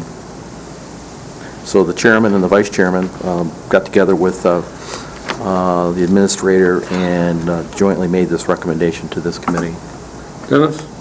Yeah, with the board's permission, I would like to make one suggestion. If you decide to adopt this process, my suggestion would be that the candidate that we're recommending, that candidate be brought before you for an interview with the whole board before you make a decision to appoint, so that way you have some intimate knowledge of the person. So if you decide to do this, we would screen down, select one to recommend to you, and then you could have a formal interview with these candidates to actually, get to know them and either accept or reject. Sonny? Dennis, I certainly support the process as outlined here. I just question whether that should actually become part of our county board rules, or Or do you think it's just a procedure? You know, we would certainly be able to memorialize it if it was in the rules. I don't know if it's appropriate to be there. That would be a question for Bob Cooney. You know, my thought was the fact that, you know, because of the fact that we're statutorily required to complete some of this function, if it was part of the board rules that designates that this is the process by which we will do it.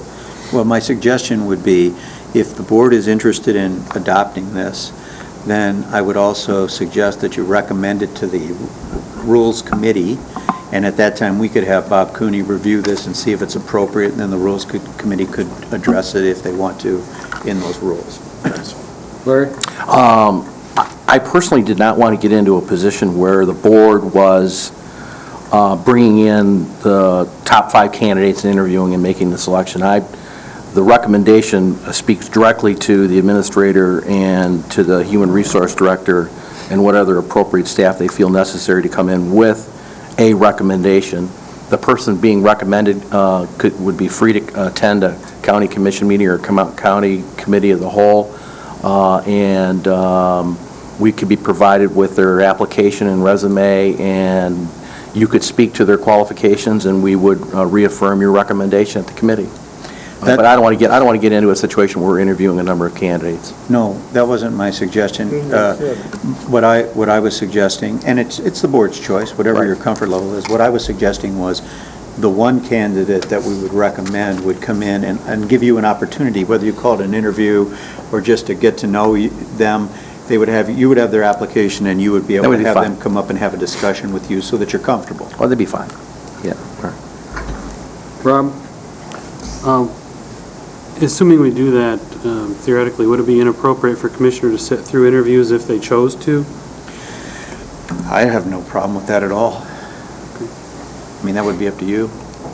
Mr. Chairman, I would move to adopt the interview process for department heads as outlined in this memo from the administrator and the chairman. And the vice chairman.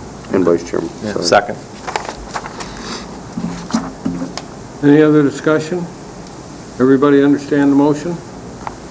All in favor? Aye. Opposed? Motion is unanimous, passes.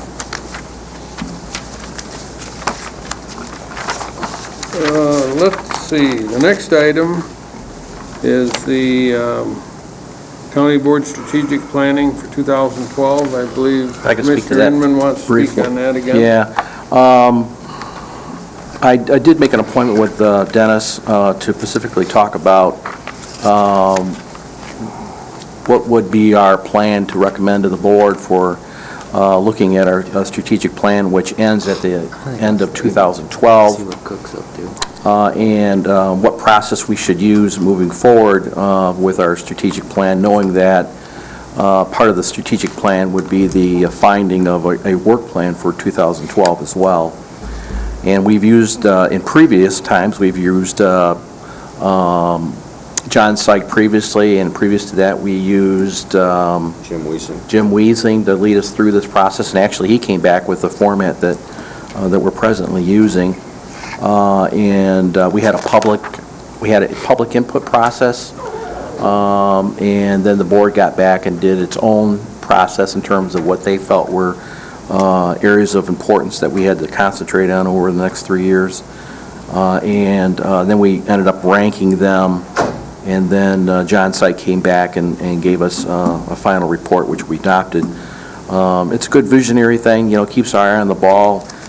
We look at it annually to see if it needs to get changed, but we do have a document out there that is a strategic plan that ends in 2012. So I met with the county administrator, and we talked about it, and it was our suggestion to maybe change the public process. And really, I think based on the conversation that Dennis and I had, we're really open as to what the board would like to do about the public input process. Previously, we had 2 sessions at the Civic Center where people came in and just spoke on what they felt was important about our budget. We had, recently during our budget process, we had a survey online, and Dennis and I talked about the possibility of looking at a third party to do a survey for us that might be more random in nature. And quite frankly, we could go either way on it, but we wanted to at least bring to your attention that we need to start a process at the beginning of the year about how we address the strategic plan moving forward for the next 3 years. Mr. Chairman? Do we have a timetable on switching over to the cloud? Well, at the board's direction, we've put together bids now. Okay. So we're out on bids. So it's going to delay things about a month. So we figured 3 months, so 4 months from now.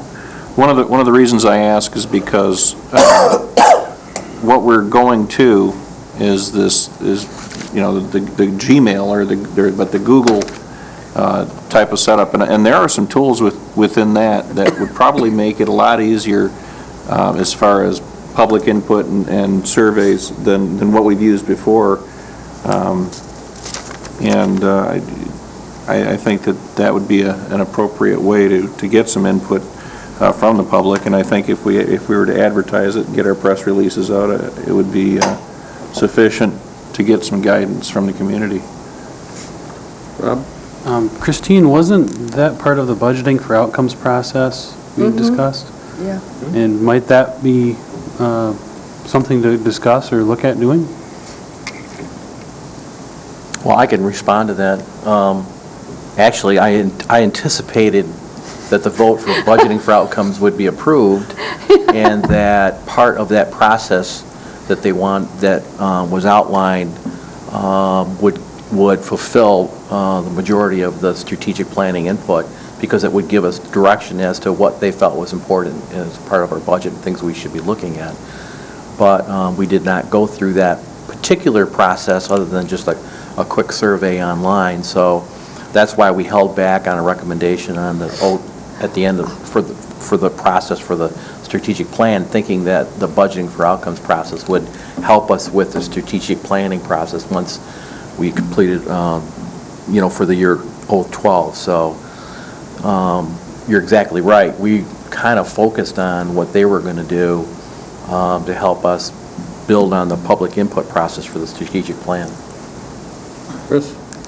Well, thank you for mentioning that, Commissioner Hatchell. Yeah. I would still love to see that, but it was voted down, so I won't go there. I'm going to question this one part of this letter, which says, it's the second paragraph, to be completed in January or February 2012, hire a firm who would develop a survey of questions to be approved by the County Board of Commissioners, which is good, and implement a phone survey to a small scientifically significant sample and provide the county board with the outcomes. That I've got a problem with. And I'll tell you why. I went to a meeting, can't even remember which seminar it was, but one of the leading survey professors in the United States was saying, we're having to look at ways that we're doing surveys now. We can't do phone surveys anymore. And he said, and this is why. Yeah, no one's home. You don't have their cell phone. So I have a hesitation with that part of it, and I just wanted to mention that. I have a hesitation about hiring somebody. Me too. Well, I'll tell you, I know that a lot of commissioners would be concerned about hiring somebody, and Commissioner Maxbauer, I think that's a really good Well, I'm not, point. No, I was talking about Commissioner Thomas's remark. That's a real good point. I hadn't even thought about that. I guess what's important from John Syke and my perspective is this, and that is, we've done two kinds of public input things. The first one, the room was filled with Parks and Recreation people. Mm-hmm. The second one was primarily filled out by Commission on Aging people. Right. And so we really believe it's important to get an objective view from our citizens. And that's why, we kind of use that example of going through the voter registration list or something like that and randomly pulling a scientific sample.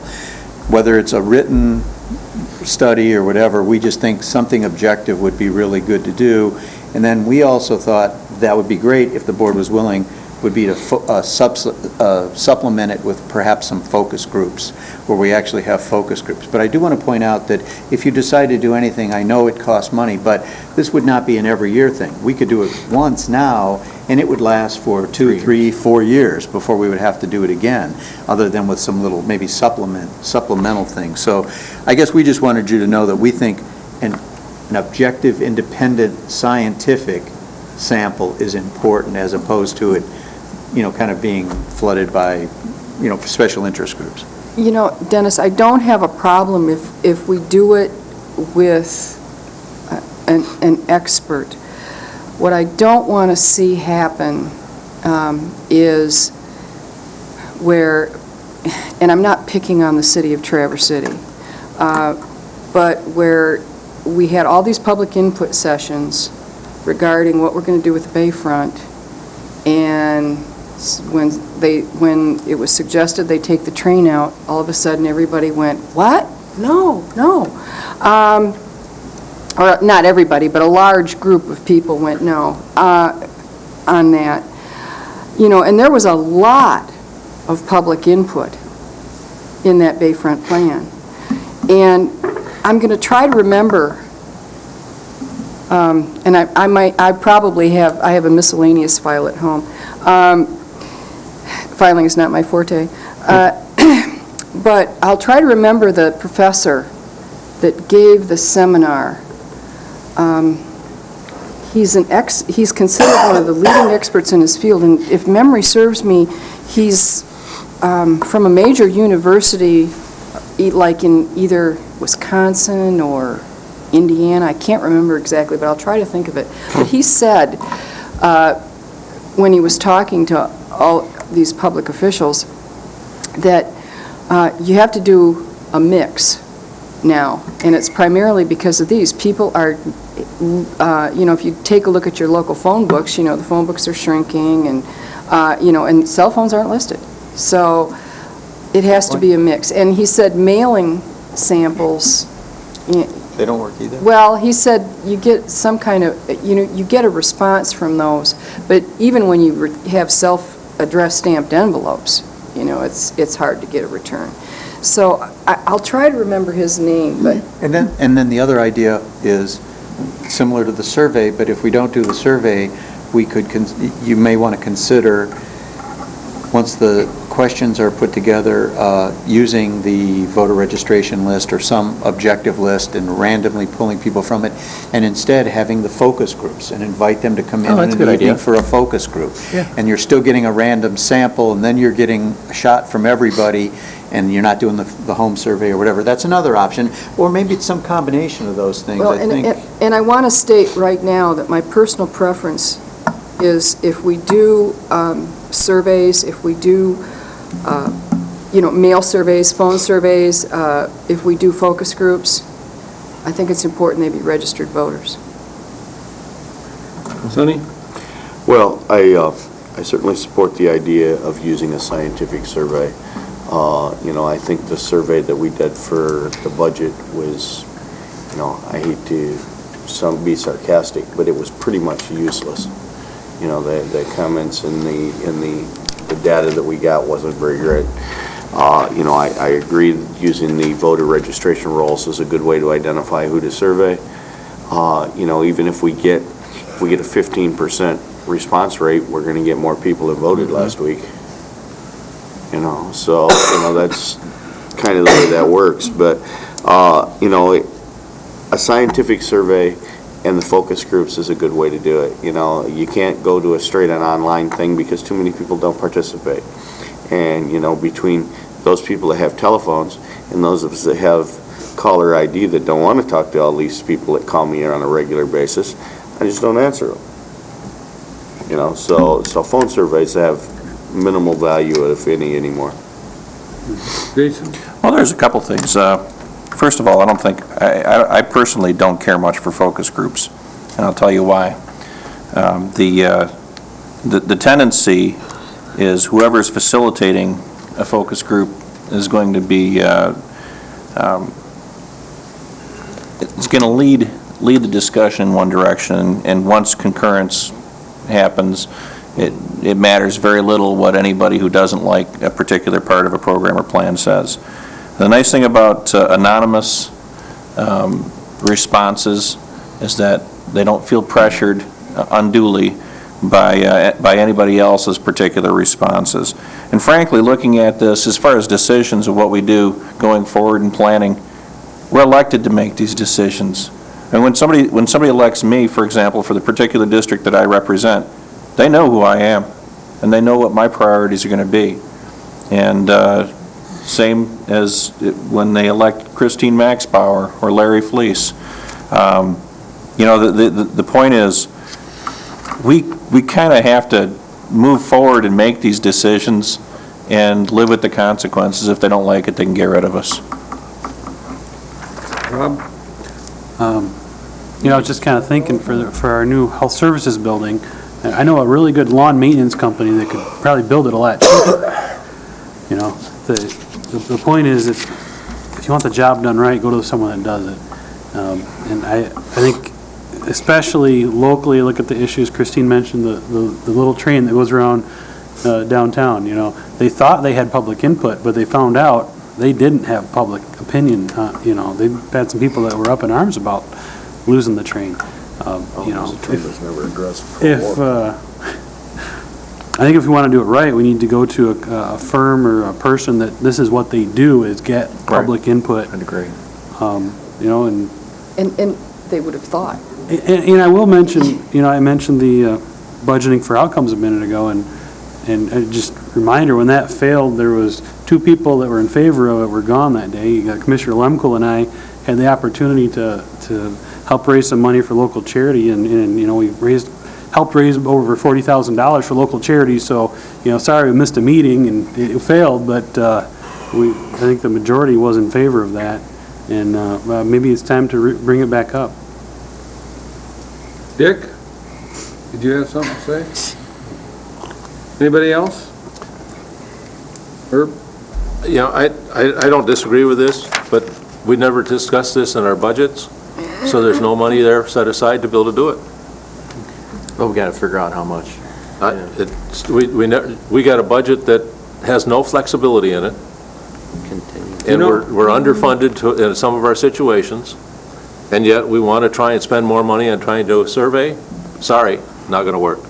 No, Well, maybe we ought to follow the city commission's lead for public interest.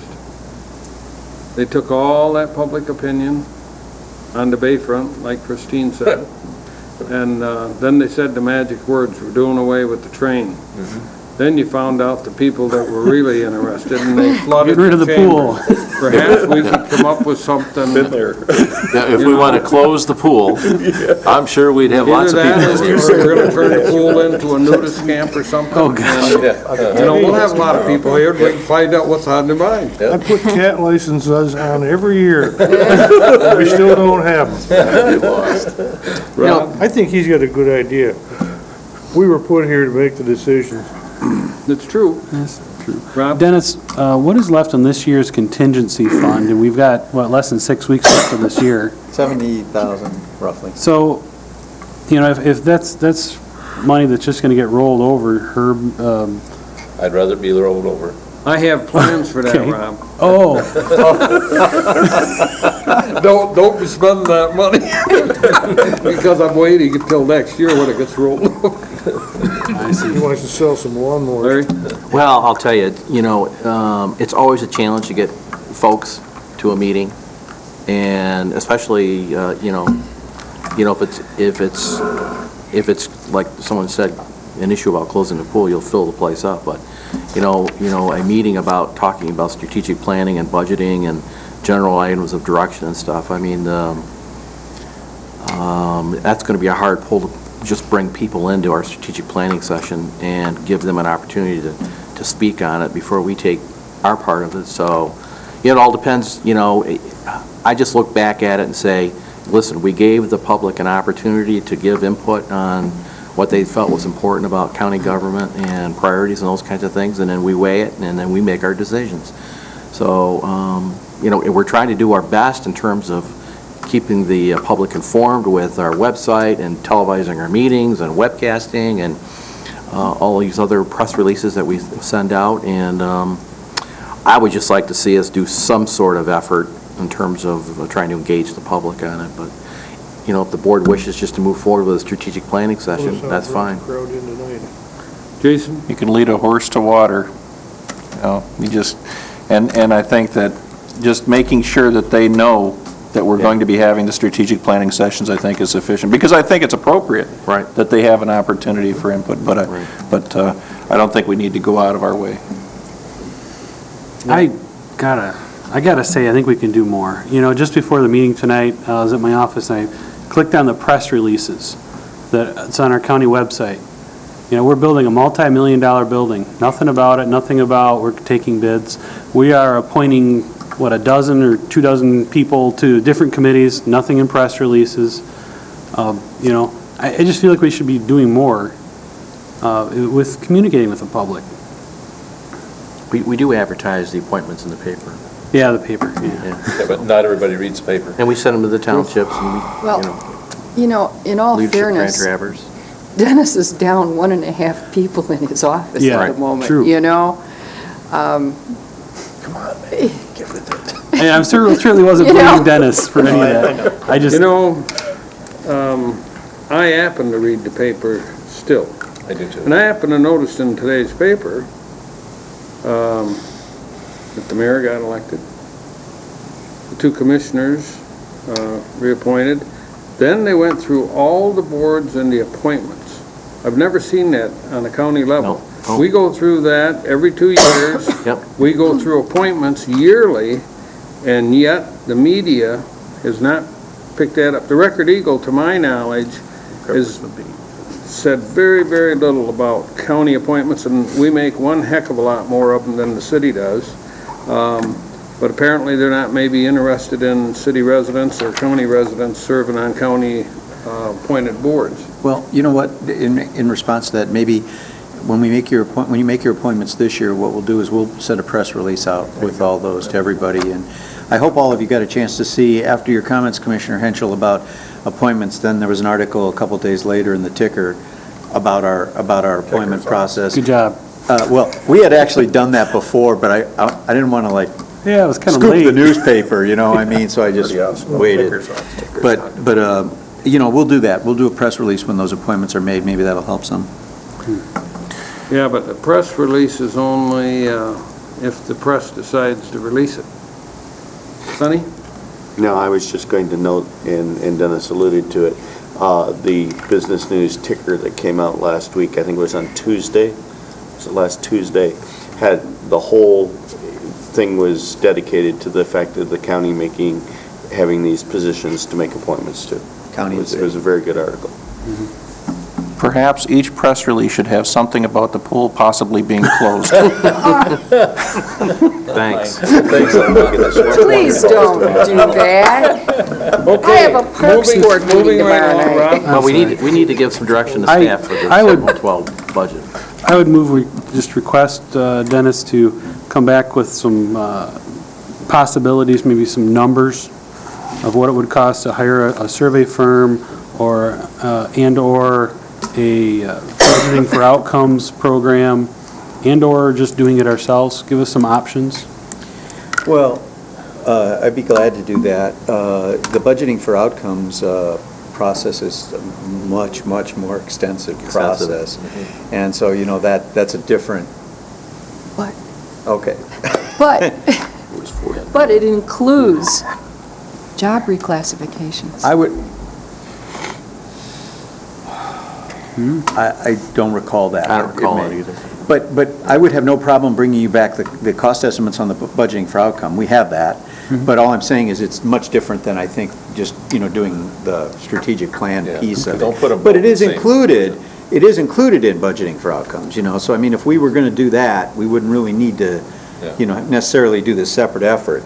We'll put some costs together for you. Yeah, what I'd like to see is the numbers side by side, so if you know, we're looking at spending $10,000 on surveys, but for $30,000, we could get the whole, you know, program, whatever. Okay. Just Okay. info. Sure. Moving right along. Chris Cook's update on That's page just information. 45 regarding the litigation the county's involved in. Everybody had it in their packet, I presume. You read it, and there's probably no questions. So Dennis, you're up. Administrator's update. 2 weeks ago, hired an office manager for my office and to work with you. Her name is Linda Nelson. She was a administrative assistant for a large insurance company in Lansing. Her husband and her have a house up here, and actually her husband is working up here. And Linda will be starting in my office on November 28th. So we're going to put something together to invite you in to meet her. And I think you'll be impressed, and I think she'll do a really good job. Delta? What date was she starting? November 28th, you No. said? November November 28th, right after so in a week and a half. We're going to ask you, like we did Commissioner Inman earlier this evening, please speak into the mic. I'm sorry. Yeah. Secondly, I sent all of you, we went and got prices to do appraisals on the health building. They came in at $3,500 to $4,000, $3,500 to $4,000. I had the equalization staff do an appraisal, and I sent it out to you today. Came in at roughly $646,000 is what they estimated. So with that, we'll now look at what process you may want to use in order to start marketing that building in a reasonable period of time. Dennis, I talked to a realtor yesterday to find out what kind of lead time we would need to be able to sell this building. 12 months. 12 to 18 months. He said, if you're thinking about selling this building, put it on the market now. Yeah, that's... And so, I would think that we would go out for bids for somebody to come in and how they would market that building, what they would do. Is that the process that we would go? We were going to put a recommendation of a process together for you for next month so that you'd have something to consider. Okay. Yeah, I don't know, I guess we don't do this a lot, so I don't know if you want to go out and just advertise for proposals and let people bring proposals into you and decide. I don't know if you want to do it, I know Commissioner Maxbauer, you have experience on the real estate market. Maybe You want a have- commercial realtor. Yeah. You want a commercial. Well, So maybe you could offer some assistance to us, because we don't do this much, but I assume that, yeah. Jim Schmuckel certainly had some money and a lot of time in helping us out getting started on the health building, and we ended up, he was just a good citizen. He is a commercial realtor, been in business a long time, he's a local boy, He's excellent. and he's excellent, in fact, and I think we ought to list the building with him. I was thinking, Jim. I think we need to go out for bid.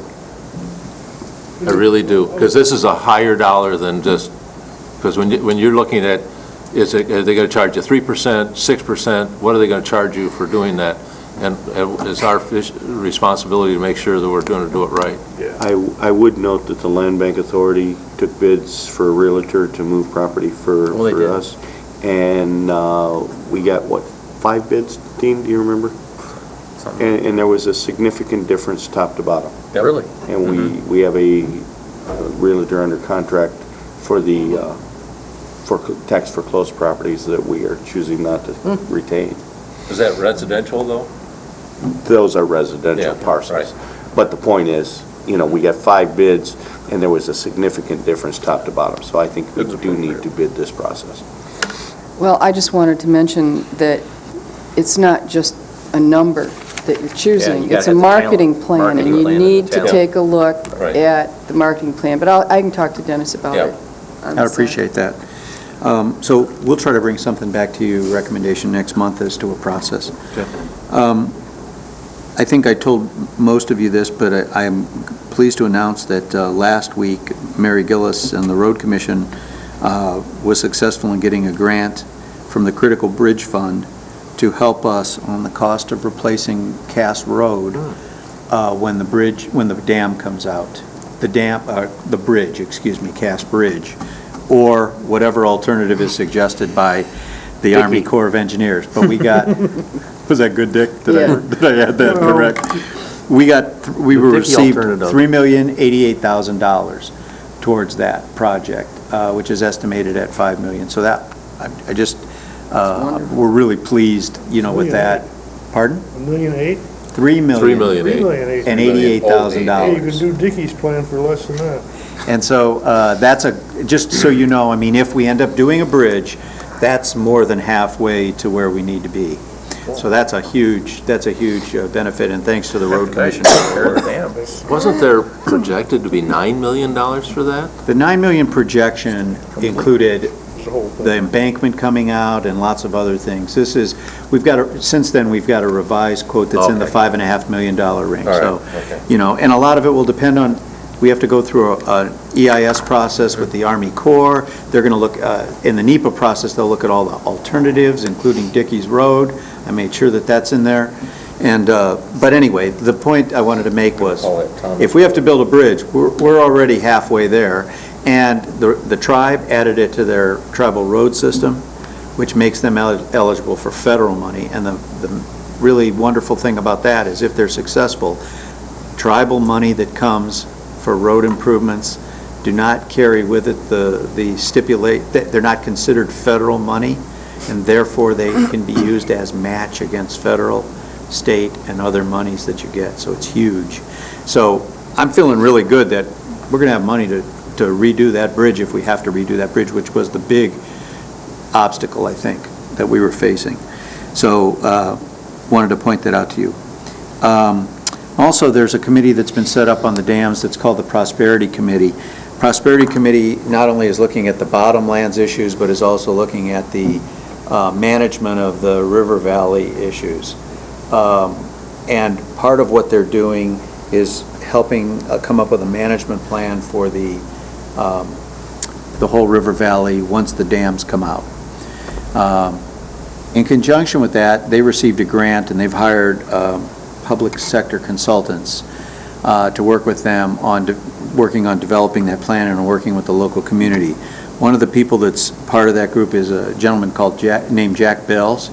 Jack is probably the best known individual in the state who has worked on dam removals, and he's been involved in property issues, property owner issues on, he told me the other day, 9 or 10 different dams over the last 25 years.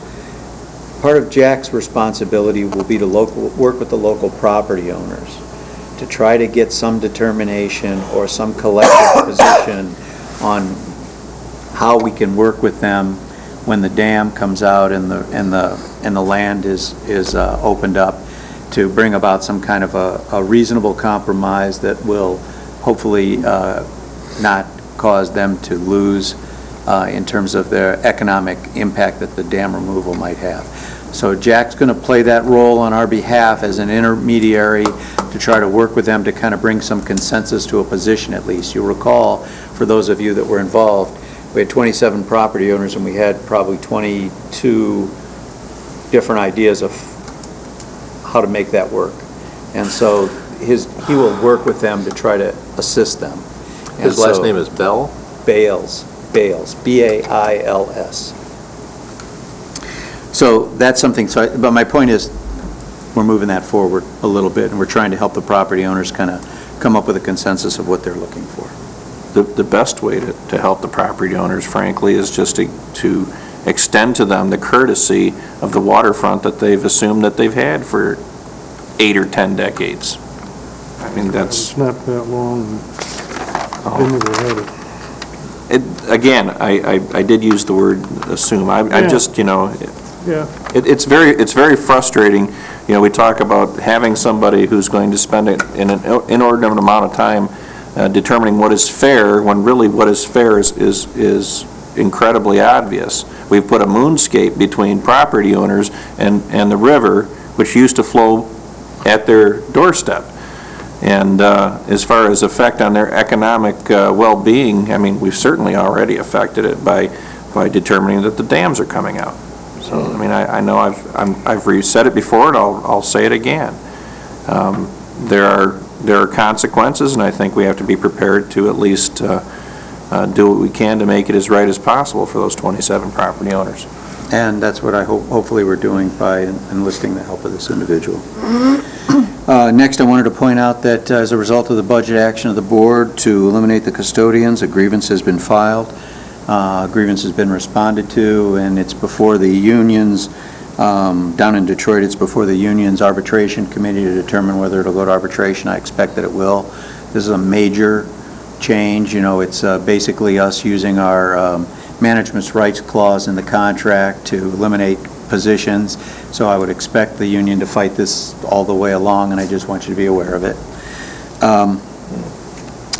I'm going to pass out to you, I'm not going to pass out, I'm going to pass out to you copies of the open enrollments for those of you who have the county insurance. This will be the times that you can come in and actually, Commissioner Inman, they'll help you fill out the right Thank you. forms Keep it going so to me that for everything you'll have that. So Thank you. this is just a copy of the times, and it's it's in 2 weeks. So for those of you who do utilize the county insurance, this is the information you need on that. Do you use it? Okay, for those of you who, may not have noticed, this last weekend, we removed the trees in the island on the south parking lot, those dying trees that we had between the parking areas. We took out the trees, we did not replace them, we filled it in with stone, and I think it looks good. We haven't gotten a lot of complaints, and we no longer have the issue with tree roots, breaking up blacktop. It was nice that they did it on a day that we weren't open. Yeah, we try to do those kinds of things on Saturdays or Sundays if we can. Killers. Those trees couldn't be healthy. And up to- We're not going to get a LEED certification on that. We didn't apply. Our equalization department, things are still moving along well. The commercial and industrial appraisals, which you told us we could spend up to $10,000, we're able to do those in-house. They're almost completed. Mark Mullet, who was our employee, was off with illness, is back, and we're almost done with it. So that's good. We're going to meet our timeline on that. The ag study is also done. We're just waiting for the townships to respond on that and tell us they're okay. The only one we're having issues with is the residential study, and you told us we could go out on bids on that. We went out on bids. We've tried to find somebody who's qualified to do it, and everyone has turned us down, partially because of the lateness of it. I think Ernie Kachalia talked to, I'm going to say 7 or 8 different firms that were qualified to do the work who have said no. So we're going to do that in-house, and we're going to have to do a little overtime with that, but the fact that we didn't spend any of the $10,000 and we haven't spent any of the $3,000, we might spend $1,000 or so, hopefully less. And we'll take care of that, and we'll have it done on time by the end of the year. Good. That's everything I had. Okay, moving along is unfinished business. I don't believe we have any. New business, library appointment request. Commissioner Maxbauer? Yes. Well, first of all, if we do have that alternative over the bridge, if we have Dickey's Road, that's what we ought to call it. Library, I'm sorry, I couldn't help myself. Library appointment request. I first suggested this when we first started having problems with the member library branches, when they were opposing the budget adjustments, I guess I'll call them, that were being imposed upon them by Tattle, along with some other things that they didn't agree to. And there was nothing that the county board really could do. We make the appointments and that's all. And so at that time, and I did not have a specific commissioner in mind, nor do I now, although Commissioner Gilman, I think you'd be fine, but I strongly feel that one of the appointments that we make, and this is probably the third time I've brought this up, that one of the appointments that we make to the library board needs to be a county commissioner. And I don't know, I guess I'll just make a motion. I would move that the county board appoint one library appointment one county commissioner to an open library appointment. How's that? I'll second that. Okay. I guess so. Who supported it? Rob? He told me he could read. Sonny? Well, I don't necessarily have a problem. I just know that we have a procedure in place which has us interviewing people in December to fill these positions, and I guess I would just as soon see that recommendation come out of that after we interview the applicants Oh, and for that's the fine. positions. I don't. You know, rather than supersede the process and do it tonight. They can pick a county. You know, I think, you know, and I have no problem with that at all. I think there's one thing that this board is going to have to make some real significant discussion about over the next 6 months probably, is as we go to 7 commissioners, how many of these boards and appointments and liaisons can we continue to maintain?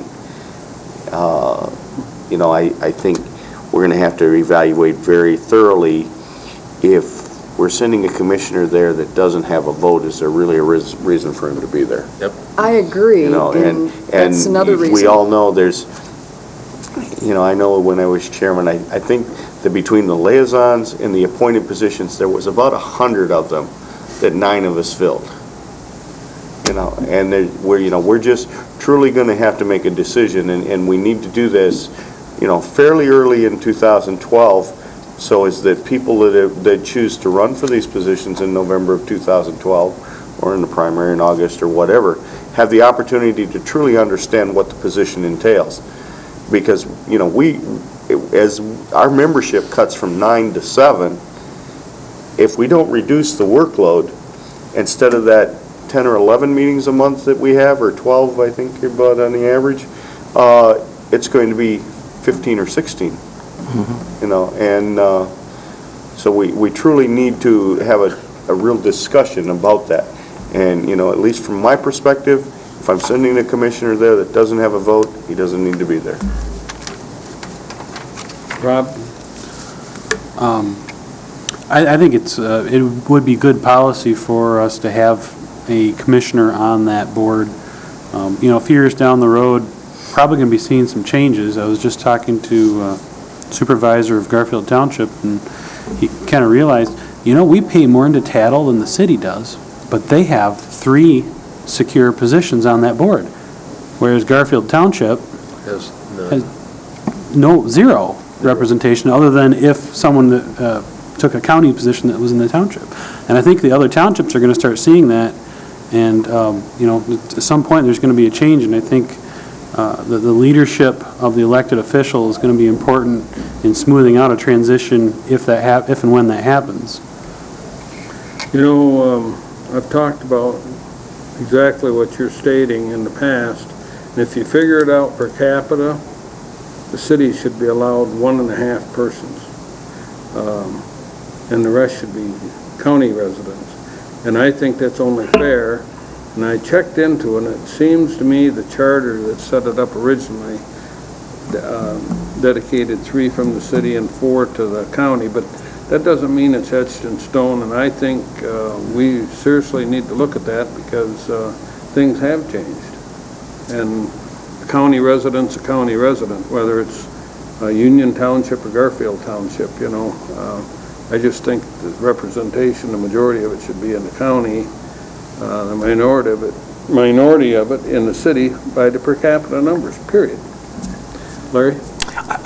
I really think you need to divide this into 2 thought patterns in the direction that, you know, we're talking about. The first one is, according to the motion, that this would be a county commissioner position, okay? Yes. And if that is the intent, Yes. then the recommendation should, by our bylaws, go to the chairman makes the recommendation to the board, and the board approves it.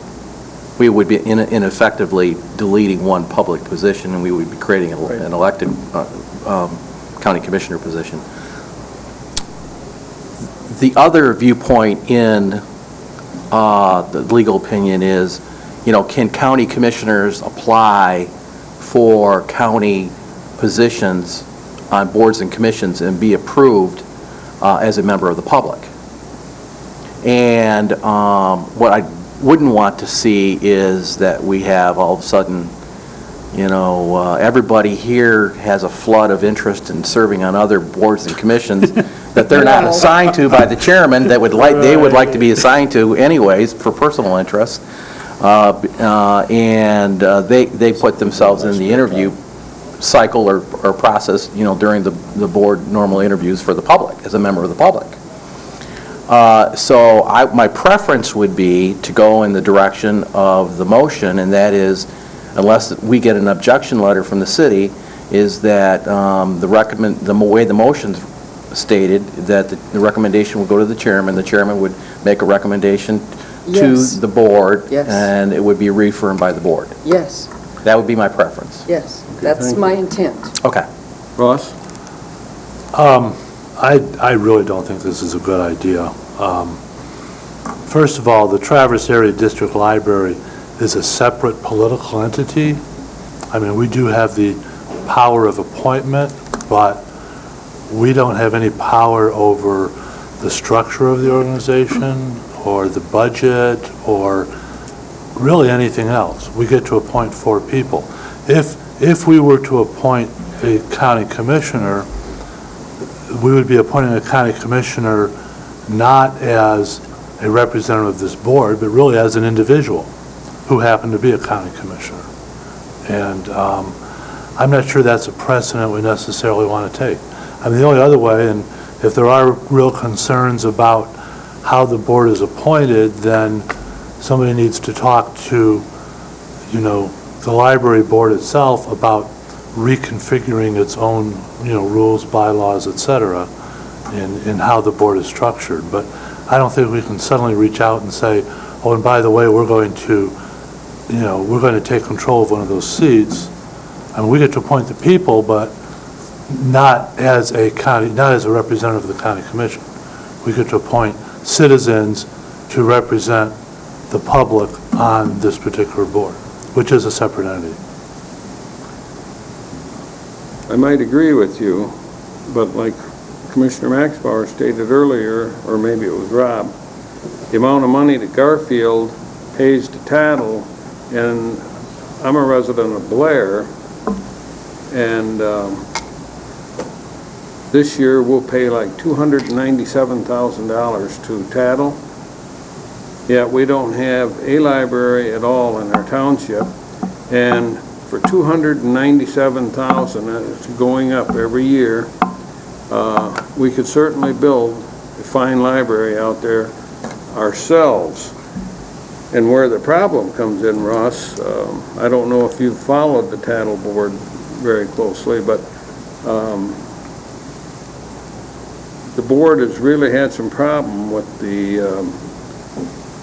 Green Lake or Interlochen Library and the Peninsula and Fife Lake. And in essence, what they did is they took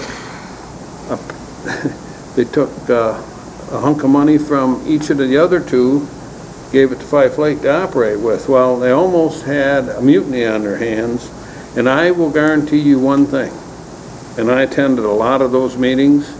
I've been to both boards of the library.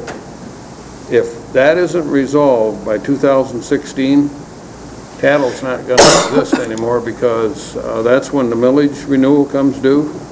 And I can assure you, like Blair, I'm sure would probably depart, because we're, for the population, we're one of the poorest townships, and there's a lot of people in Blair don't even have access to a computer, and they never will unless the library gets out there. For them to come to Traverse City is totally out of the question. They don't have the means nor the rides or anything else.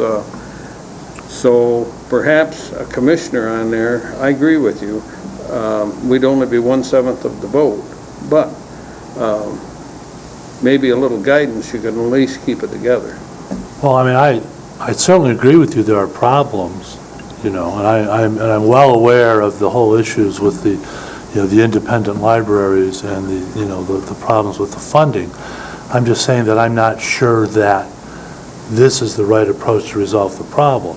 And going back, so in the middle of all this, we started talking about 2 different things. On the one hand, we're talking assessed valuation, where Garfield is saying, well, yeah, we put more money in than the city of Traverse City does. And that's true, but it's actually pretty darn close. I mean, assessed valuation between Garfield and the city is it's not very far off. But if you go population, yeah, now the city only has like maybe, 17, 18% of the whole county in population, but it has a much higher percentage of that. My point in all this is that if we need to restructure the board, if the board needs to be restructured, that's fine, but it's not our job to do that, okay? We can certainly have input, we could certainly talk to the library board. Well, heck, we get to appoint a majority of the board, but yet it's an independent agency, and I'm not sure that we can assume a seat, just because we want to. Larry? Well, we have this I believe it's an interlocal agreement that created the board for policy and budgetary reasons for the Traverse District Library. I'm not sure, but I believe it's an probably is. interlocal agreement that was put together way long time ago, before any of us were here, between the city of Traverse City and Grand Traverse County.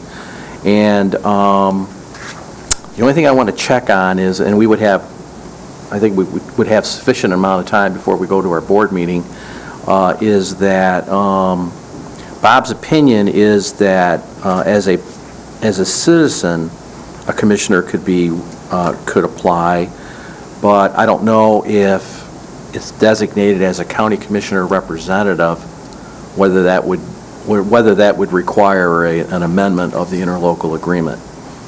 So I would just want Bob to look at that.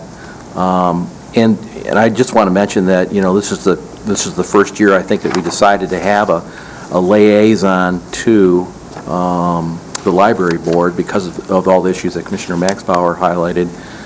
And we also have liaisons to, Metro Fire, which I'm not sure if we kept or removed, but we don't appoint any of their members, obviously. And we do to the library. We have a liaison that would replace the liaison position. And we have a liaison to the road commission, of which that would be they're incompatible offices, so we wouldn't be able to do that. Otherwise, all of our boards and commissions have an assigned county commissioner as an official member of their board, unless I'm missing a few. DHS, pavilions, and the Conservation District are liaisons. They are liaisons, you're correct. So we have a number of liaisons, so I just want to balance out this, this thing we think is doing a good thing, that putting a permanent county commissioner position on there. I don't want to get into a position where all the liaison positions now we want to come back and just have county commissioner appointees on, so. But as long as we're not in conflict with the interlocal agreement, having the chairman appoint one of those positions as a county commissioner, I think I would be fine with the motion in hand. Jason? Well, we have particular fiduciary responsibilities as regards to collecting taxes that fund the library, as well as the penal fines that are collected and used for library funding. I don't think it's really too far a stretch just to assume that either we're going to appoint 4 people at large, or we're going to have 3 people at large and 1 person in the commission. I think it's probably appropriate that the commission is represented, given the connection fiduciarily, and also, Peninsula Township, for example, to talk money, they're almost $500,000. It's $400 and some thousand dollars that they put into the system, through the millage that's going to end in 2016. And again, yes, that particular relationship is tenuous. I think it'd be good to have some connection that could try to keep that together for when the millage does come up for renewal. So, Chris? Well, I want to respond to a couple of things. The problems kind of with the Tattle Board and the branch libraries just kind of blew. Thank you. And we didn't really know anything about it until people started coming in and going, what are you going to do about it? That's when we decided to appoint a liaison to the Tattle Board. It was really a communication issue. Right. And I think it still is. I'm not suggesting that we restructure the Tattle Board. And I happen to agree with Commissioner Wheelock that, you know, if we're going to send somebody to the Tattle Board, that I would like that somebody to represent at least one seat, just one. I would like that one seat to represent, you know, to be able to carry the views of the county board back to the Tattle Board and have a vote. It's only my intent to have it be a chair appointment with, you know, confirmation by the full board. And that's it. Dick? I think before we do anything, we better find out what the contract says between the city and the county. And We have a legal opinion already. We better find out what we're doing before we do it. Well, I would be happy to amend my motion pending Mr. Cooney's approval. We already have a legal opinion. Yeah, but the opinion's based on a different structure. You'd be a member of a... Yeah. It would not be a county Pending commission Mr. appointment. Cooney's approval. Yeah, his review. Yeah, all right. You know, I'd like to speak to one thing that Jason brought up. I subscribed a year ago to the Leelanau Enterprise. Well, in there, it's like the old Record Eagle used to do when the Battendorfs had it. You got a speeding ticket, it lists your name, your address, the fine, and the cost. And proportionately, and I'm somewhat familiar with fines and cost, over the years, the early years, it might be a $50 fine and $5 cost. And then as inflation took hold, it was a $100 fine, and it might have been $20 cost. But I noticed something, and I was totally unaware of it because I've been out of loops for, say, 14 years now, or 15. I was seeing things like $110 cost and a $5 fine. And I thought, geez, I wonder why they're doing that. Well, didn't take long to figure it out. And that's our court in Leelanau County, 86th District Court. And I presume, I didn't check into it, but I presume same thing going on here. And I call it manipulation. He thinks all the penal fines, which used to be a great sum of money, and that's where it used to go, all to the libraries. Not anymore. The minority goes to the libraries, and the majority goes to the courts. And the law wasn't set up that way, but what they did is they manipulated the law. The court system did. So the penal fines are very small. That's what goes to the library. The court cost stays in the court system, which... Well, we did that to them. Yeah. I mean, we put the courts in a position to make them do that because we told them, you got to come up with more money to fund your budgets. So that's why those are changing, Commissioner. I wouldn't have an objection if the fine was $100 and the court costs were $100. But that's not what they've done. And you look at it, and truly, it is appalling. Well, see, and let me, I know this is off subject, but there's a good reason for that. Maybe you don't agree it's a good reason, but from a standpoint of funding their operation, there's a good reason, and that's because the law requires that the fine be paid before the court costs are paid. And so if there's $200 to be collected and a person can only afford $100, the $100 goes to the fine first, and the court cost, there's nothing left. So I'm telling you, it's us in the budget meetings that are part of why that's turning around like that, because we're telling them, you got to get more money in to support the operation. Don't you think the legislature, when they made the law, they obviously intended for libraries to be funded through this? He who disobeyed laws got to buy library books. Not true anymore. And you know what? The public doesn't know about it, in my opinion. All right. They don't think we get the fines anyway. They do now, they're all watching. Okay, moving on. And we have a motion on the floor. Everybody understand the motion on the floor, and she has amended it To include a review. pending review of Mr. Cooney. Yep. I'm looking into that. All in favor? Aye? Aye. Opposed? Aye. Roll call. Henschel, Yes. Inman, Yes. Gilman, Yes. Wheelock, No. Max Bauer, Yes. Thomas. Yep. Richardson, No. Lemkool, No. Please, Yes. passed. Motion passes. 5-4. Okay, next item is, we have to appoint a ad hoc committee. If I could just speak briefly to that. Okay. Sorry for the, we wanted to make sure we had plenty of notice for the commissioners, so that's why we stuck it on Ways and Means rather than waiting until next month. We got to do the interviews in December. But last year we had, I don't remember who, I was on the committee, Commissioner Wheelock was the chairman, I think Commissioner Maxbauer was there, I can't remember who else was there. I was there. For the interviews, but if you could, Mr. Chairman, if you could ask for volunteers and assign a chairman to the ad hoc committee for the tribal application interviews, and I would volunteer, but... Sonny? No, I would volunteer. I've been pretty verbal about the process over the last number of years for the 2% money and making sure that this county has input in the decisions of how that money is distributed. I would just point out that I don't think Ross? you need to have a minimum or maximum. No, As many as want we to just have serve could 4. serve on this. Yeah, why not? And I'd recommend...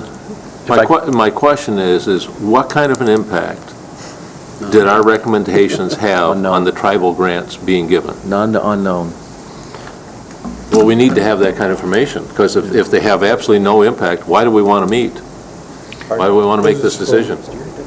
They're required by the compact to be endorsed by a local unit of government. I understand. And what we have said is, if we're going to do one of two things. Either we're going to have the opportunity to at least rank them, or you're just going to get them all without comment. Well- And they finally, 2 years ago, agreed to allow us to at least have some input about which ones we felt were preference.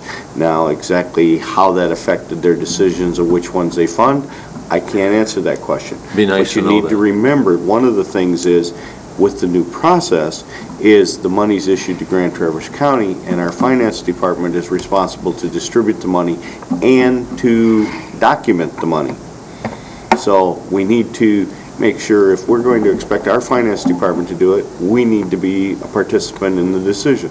Do we have to do that on these tribal grants? My suggestion is that you go through this process, and tribal members that we meet with, I meet with them pretty much monthly, and Commissioner Inman and Commissioner Gilman have met with us too. I think that when you're done with that, we could sit down with those tribal representatives and go over the list with them and explain to them the projects we think are most important. Well, and we And need ho- to and then remember assess that it in at the end. 2013, the compact will look significantly different than it does today. So, I think. Larry? And if I could recommend to the chair of this committee that Commissioner Wheelock chair that committee, he did a great job last year. And, Well, so far, we have Wheelock, Max Bauer, Richardson, and I was going to arbitrarily and capriciously make an appointment if nobody Okay. volunteered. and I'd like to serve on that committee as well. All right, Inman. There. And You got Commissioner enough? Lemko. Lemko. He would like to Yeah. join us. You got more than enough. Oh, we got too many. That's No, too we many. don't. We got five. Okay, Doesn't fine. matter. You can have as many as you want. Okay. on We this. can- Oh, we can? we Absolutely. It's not a big, it's All fine. Because It's we're all meeting public as a- meetings we're anyway. meeting as a subcommittee of. Right. Okay, Okay. All right, so we got 5 on there then. okay. Okay, cool. If you can. And I presume you'll hear from Chairman Wheelock when he wants to have a meeting. Is that true, Chairman Wheelock? If that's the wishes of this board. All right, Right. Wheelock, Richardson, Inman, Lemko, and Inman, right? Or, no, I got one. Everybody more. understand Max who's on the Bauer. committee? All in favor? I knew I had somebody else. Motion passes, and on the committee is, repeating myself again, Wheelock will be the chairman, Inman, Max Bauer, Ross, and Lemko. Okay, moving right along, we have the second public, and I What public? see a bunch of empty chairs, so we'll pass on that We're one. really bringing them in. Commissioner committee reports? Larry? Just a quick note, when I was at the Fife Lake Village Board, they had acknowledged that they had heard, saw, and looked up that we had a number of appointments available and complimented us on that. The only thing is when we put together, when Beth was on here, we had a committee, an appointments policy, and I believed we were going to, Dennis, we were going to try to attempt to as a part of the information on the website, not only list our boards and the members and their contact information, we were also going to try to attempt to do a brief summary of basically what they do and when they meet. You know, they meet the third Thursday at 7:30 or 7. So the point at Fife Lake Village was it would be valuable if we could get that information somehow on our website under the appointments section, so when people apply, they know when the meetings are, and that it will help make them a decision if they can get to the meetings or not get to the meetings. I don't know how much time and effort that would take, but... It'll take some time and effort, but I'm sure we can. The difficulty is, and the reason we haven't done the times is because as boards change, their times change. Yeah. So somebody may and they'd make different... apply and then find out that the time is different. So that's the reason we haven't done that. Anyone else? Christine? Well, I wanted to mention that at the Commission on Aging Finance Committee, we were informed that for next year's maintenance on our lawn equipment, et cetera, Roy's General Store was the low bidder. So Commissioner Henschel will be, I'm sure, submitting a letter. So we got it Oh, he on our has? email. I haven't been on email today. I've been in the car shop, so. Jason? East Bay Township passed their 2012 budget and set salaries for the trustees at $49.49 and 15 cents. For the supervisor, $48,409. For the clerk, $46,207, and I believe the treasurer for $46,207 as well. Plus benefits. Lenny?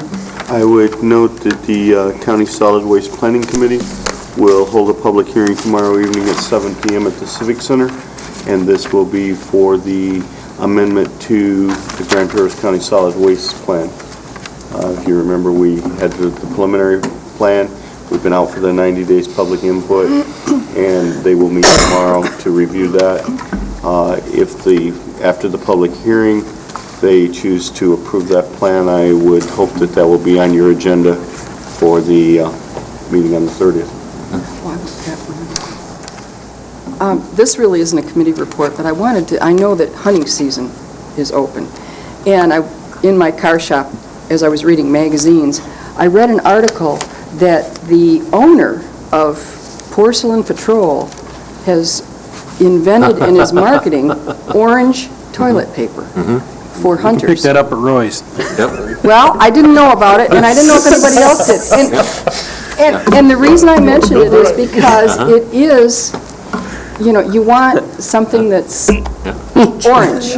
It's important. Especially if you're dragging it through the woods. I noticed you're not telling us what the name of it A is. hunter was actually shot because of a roll of toilet paper. It was white, and the hunter that shot him thought it was like a white tail of a deer, and it was... So I'm just mentioning, I just want people to understand. I did give Dean a copy of the pavilion's budget that they have adopted, so if anybody wanted a copy of it, he's got it. And they are also increasing some of the room rates at the pavilions in order to meet their budget. Which budget was this, Herb? The pavilions. Pavilions, okay. Everybody hear what Herb had to say? No, I was laughing. Nobody cares. Pavilion budget. I had a couple visits from Art Schmuckel on personal property tax, and I was over there. he has a company called Schmuckel Land Company, which owns the 28 Schmuckel oil locations, and the way his corporations are set up, the Schmuckel Land Company leases each individual thing to that station. So Chum's Corners, for example, that's its own entity. Cass and South Airport and 31, that's its own entity. Everything to do with the station, the real estate, all of the inventory, the building, it's all leased. So what you have in the end is really a shell that owns it, but it's all the product's gone, but he does have a computer And he brought me a couple days ago, Monday in fact, he just received his assessments from the state tribunal, or not the tribunal, the state, because he hadn't filled out the form. He didn't see the necessity of it when he had a computer that in 2009 was 5 years old then, okay? So consequently, they took it upon themselves. He had noticed that he was to appear, and he got notice short on a Monday down to the tribunal, and he came to see me that day, and we talked with the Blair assessor and so forth, and he said, I wouldn't recommend Art going down there. He's better off to file an appeal through the tribunal because of the circumstances in this case, and him being 90 years old. And his son was down in Florida at the time. But Art came by, and I've known Art for 40-some years, and you can tell he was visibly upset and shaken up. And he said the assessment's $11,776 for 3 years. And he says, well, I did buy a new computer to replace the old one this September here. He says, but this is a little out of proportion. And I said, Art, you're going to have to go. But he just wanted the board to know the terrible inconvenience caused by him by not just sending That form. that form. And initially, when we talked about that, I told Art, I says, I am positive, and I might be wrong, but I'd like to go back and listen to the conversations. I believe this board instructed Lori, when she was going to hire that firm, not to bother with anybody that had less than $50,000 in personal property, because if you figured out the rate to collect it, it wasn't worth all the trouble. And that's not what happened, you know, and Mr. Schmuckel has been a pretty good benefactor to this community. Somebody's really down and out or needs something, you can go to his foundation and generally they'll accommodate you. Dick? Everything that you told him about what the assessor over there said, I told him all that 3 weeks ago. I was over to his house 3 weeks ago, yeah. Okay. And they can only, it's personal property tax, and it's only on the equipment he has at his house, which is mostly a computer. Yeah. But they didn't file, and they didn't want to go down to Lansing, and they got an answer right from downstairs here. What was her name? Beverly. She got the answer from the state that no, they had to go down there and appear in this case. So the thing to do with it is to go to the tax tribunal with it if you don't like it. So. We actually Yeah, and that's what he's gonna do. They're gonna file an appeal, Yeah, but his boy was here, and I tried to explain it all to him. I spent a whole half a day with him. We actually tried to get the tax tribunal to waive the need for him to go because of his age and the difficulty that it was going to, but they refused. Nice group. But all he really needed to do is fill out the form. And put 0 on it. And then put 0 on it and send it in. And that's all he needed to do. Aaron Plowman's our assessor in Blair, and let me tell you, Aaron takes care of business. Aaron knew exactly what that land company had. Oh, yeah. For inventory. One computer. And it was an old computer. You know, you take a computer that in 2009 was 5 years old already. According to my calculations, it was new in 2004. So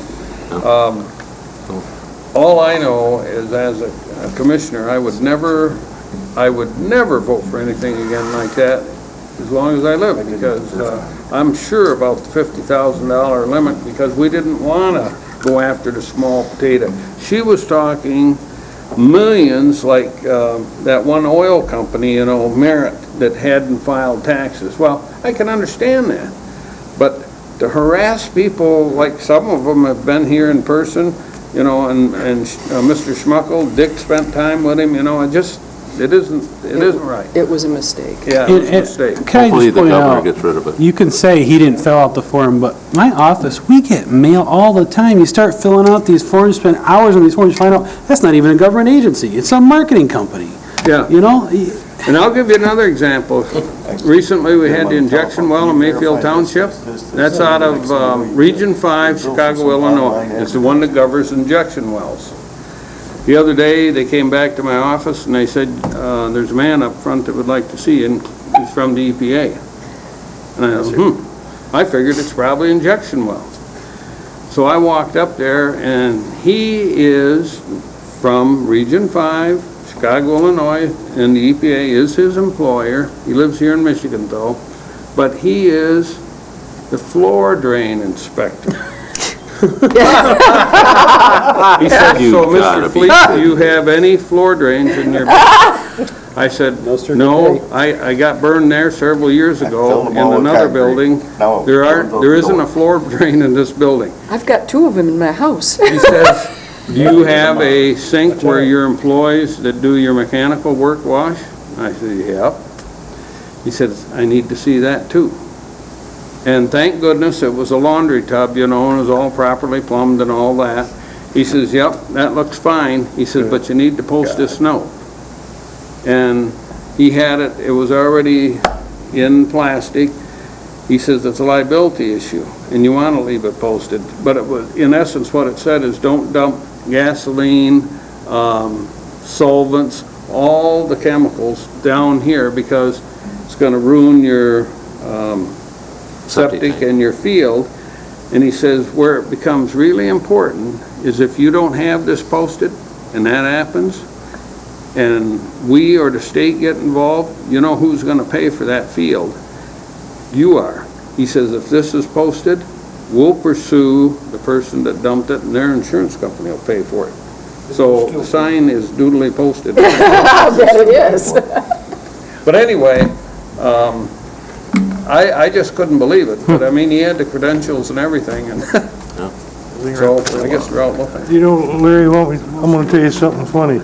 You can have in your garage at home, they'll make you put the drain into a septic system. But if you slope your floor so all the oil and gas goes outside, that's all right. Yeah, ridiculous. Anybody else? Herb? Notices? Yes. I noticed it's 10 o'clock. Adoption Day is tomorrow. I think they have a luncheon at 11:30, so if anybody's interested in doing that. I thought it was the 22nd. Oh, excuse me, it maybe is Yeah, it's next week. Herb. next week. All right, sorry about that. And then on the 30th, Luke Holter is having a go-away party from 5 to 7 at the Conservation Nature Education Reserve. So hopefully everybody would like to show up and be part of that. And then also the Pavilions DHS meeting, I believe, is going to be changed from 4 o'clock on the 30th to 9 o'clock. It's on the agenda. Yeah, according to the notices in the agenda. Yeah, right. Elmo's birthday. Yep. Then the So road they're changing it. commission meeting's been changed from November 16th. Right. And also, Mr. Chairman, Or to Friday. Tomorrow's Thursday. Yeah, Friday at 9 It just a.m. feels like it's Thursday already. the board's rules ad hoc committee is 11:21 at 1 o'clock, for those of you that are on the board rules. 11:21 at 1 o'clock. Yep. And ad hoc committee number 1, I don't know which one that is for appointments, Mine. 11:22 at 1:30. So if you put that on your calendar. 1:30 to 3, yep. Mr. Chairman, I'd move we adjourn. Support. Oh, let's stick around. All in favor? Aye. We're adjourned. Look, we sit here a little longer. It's not 10:30.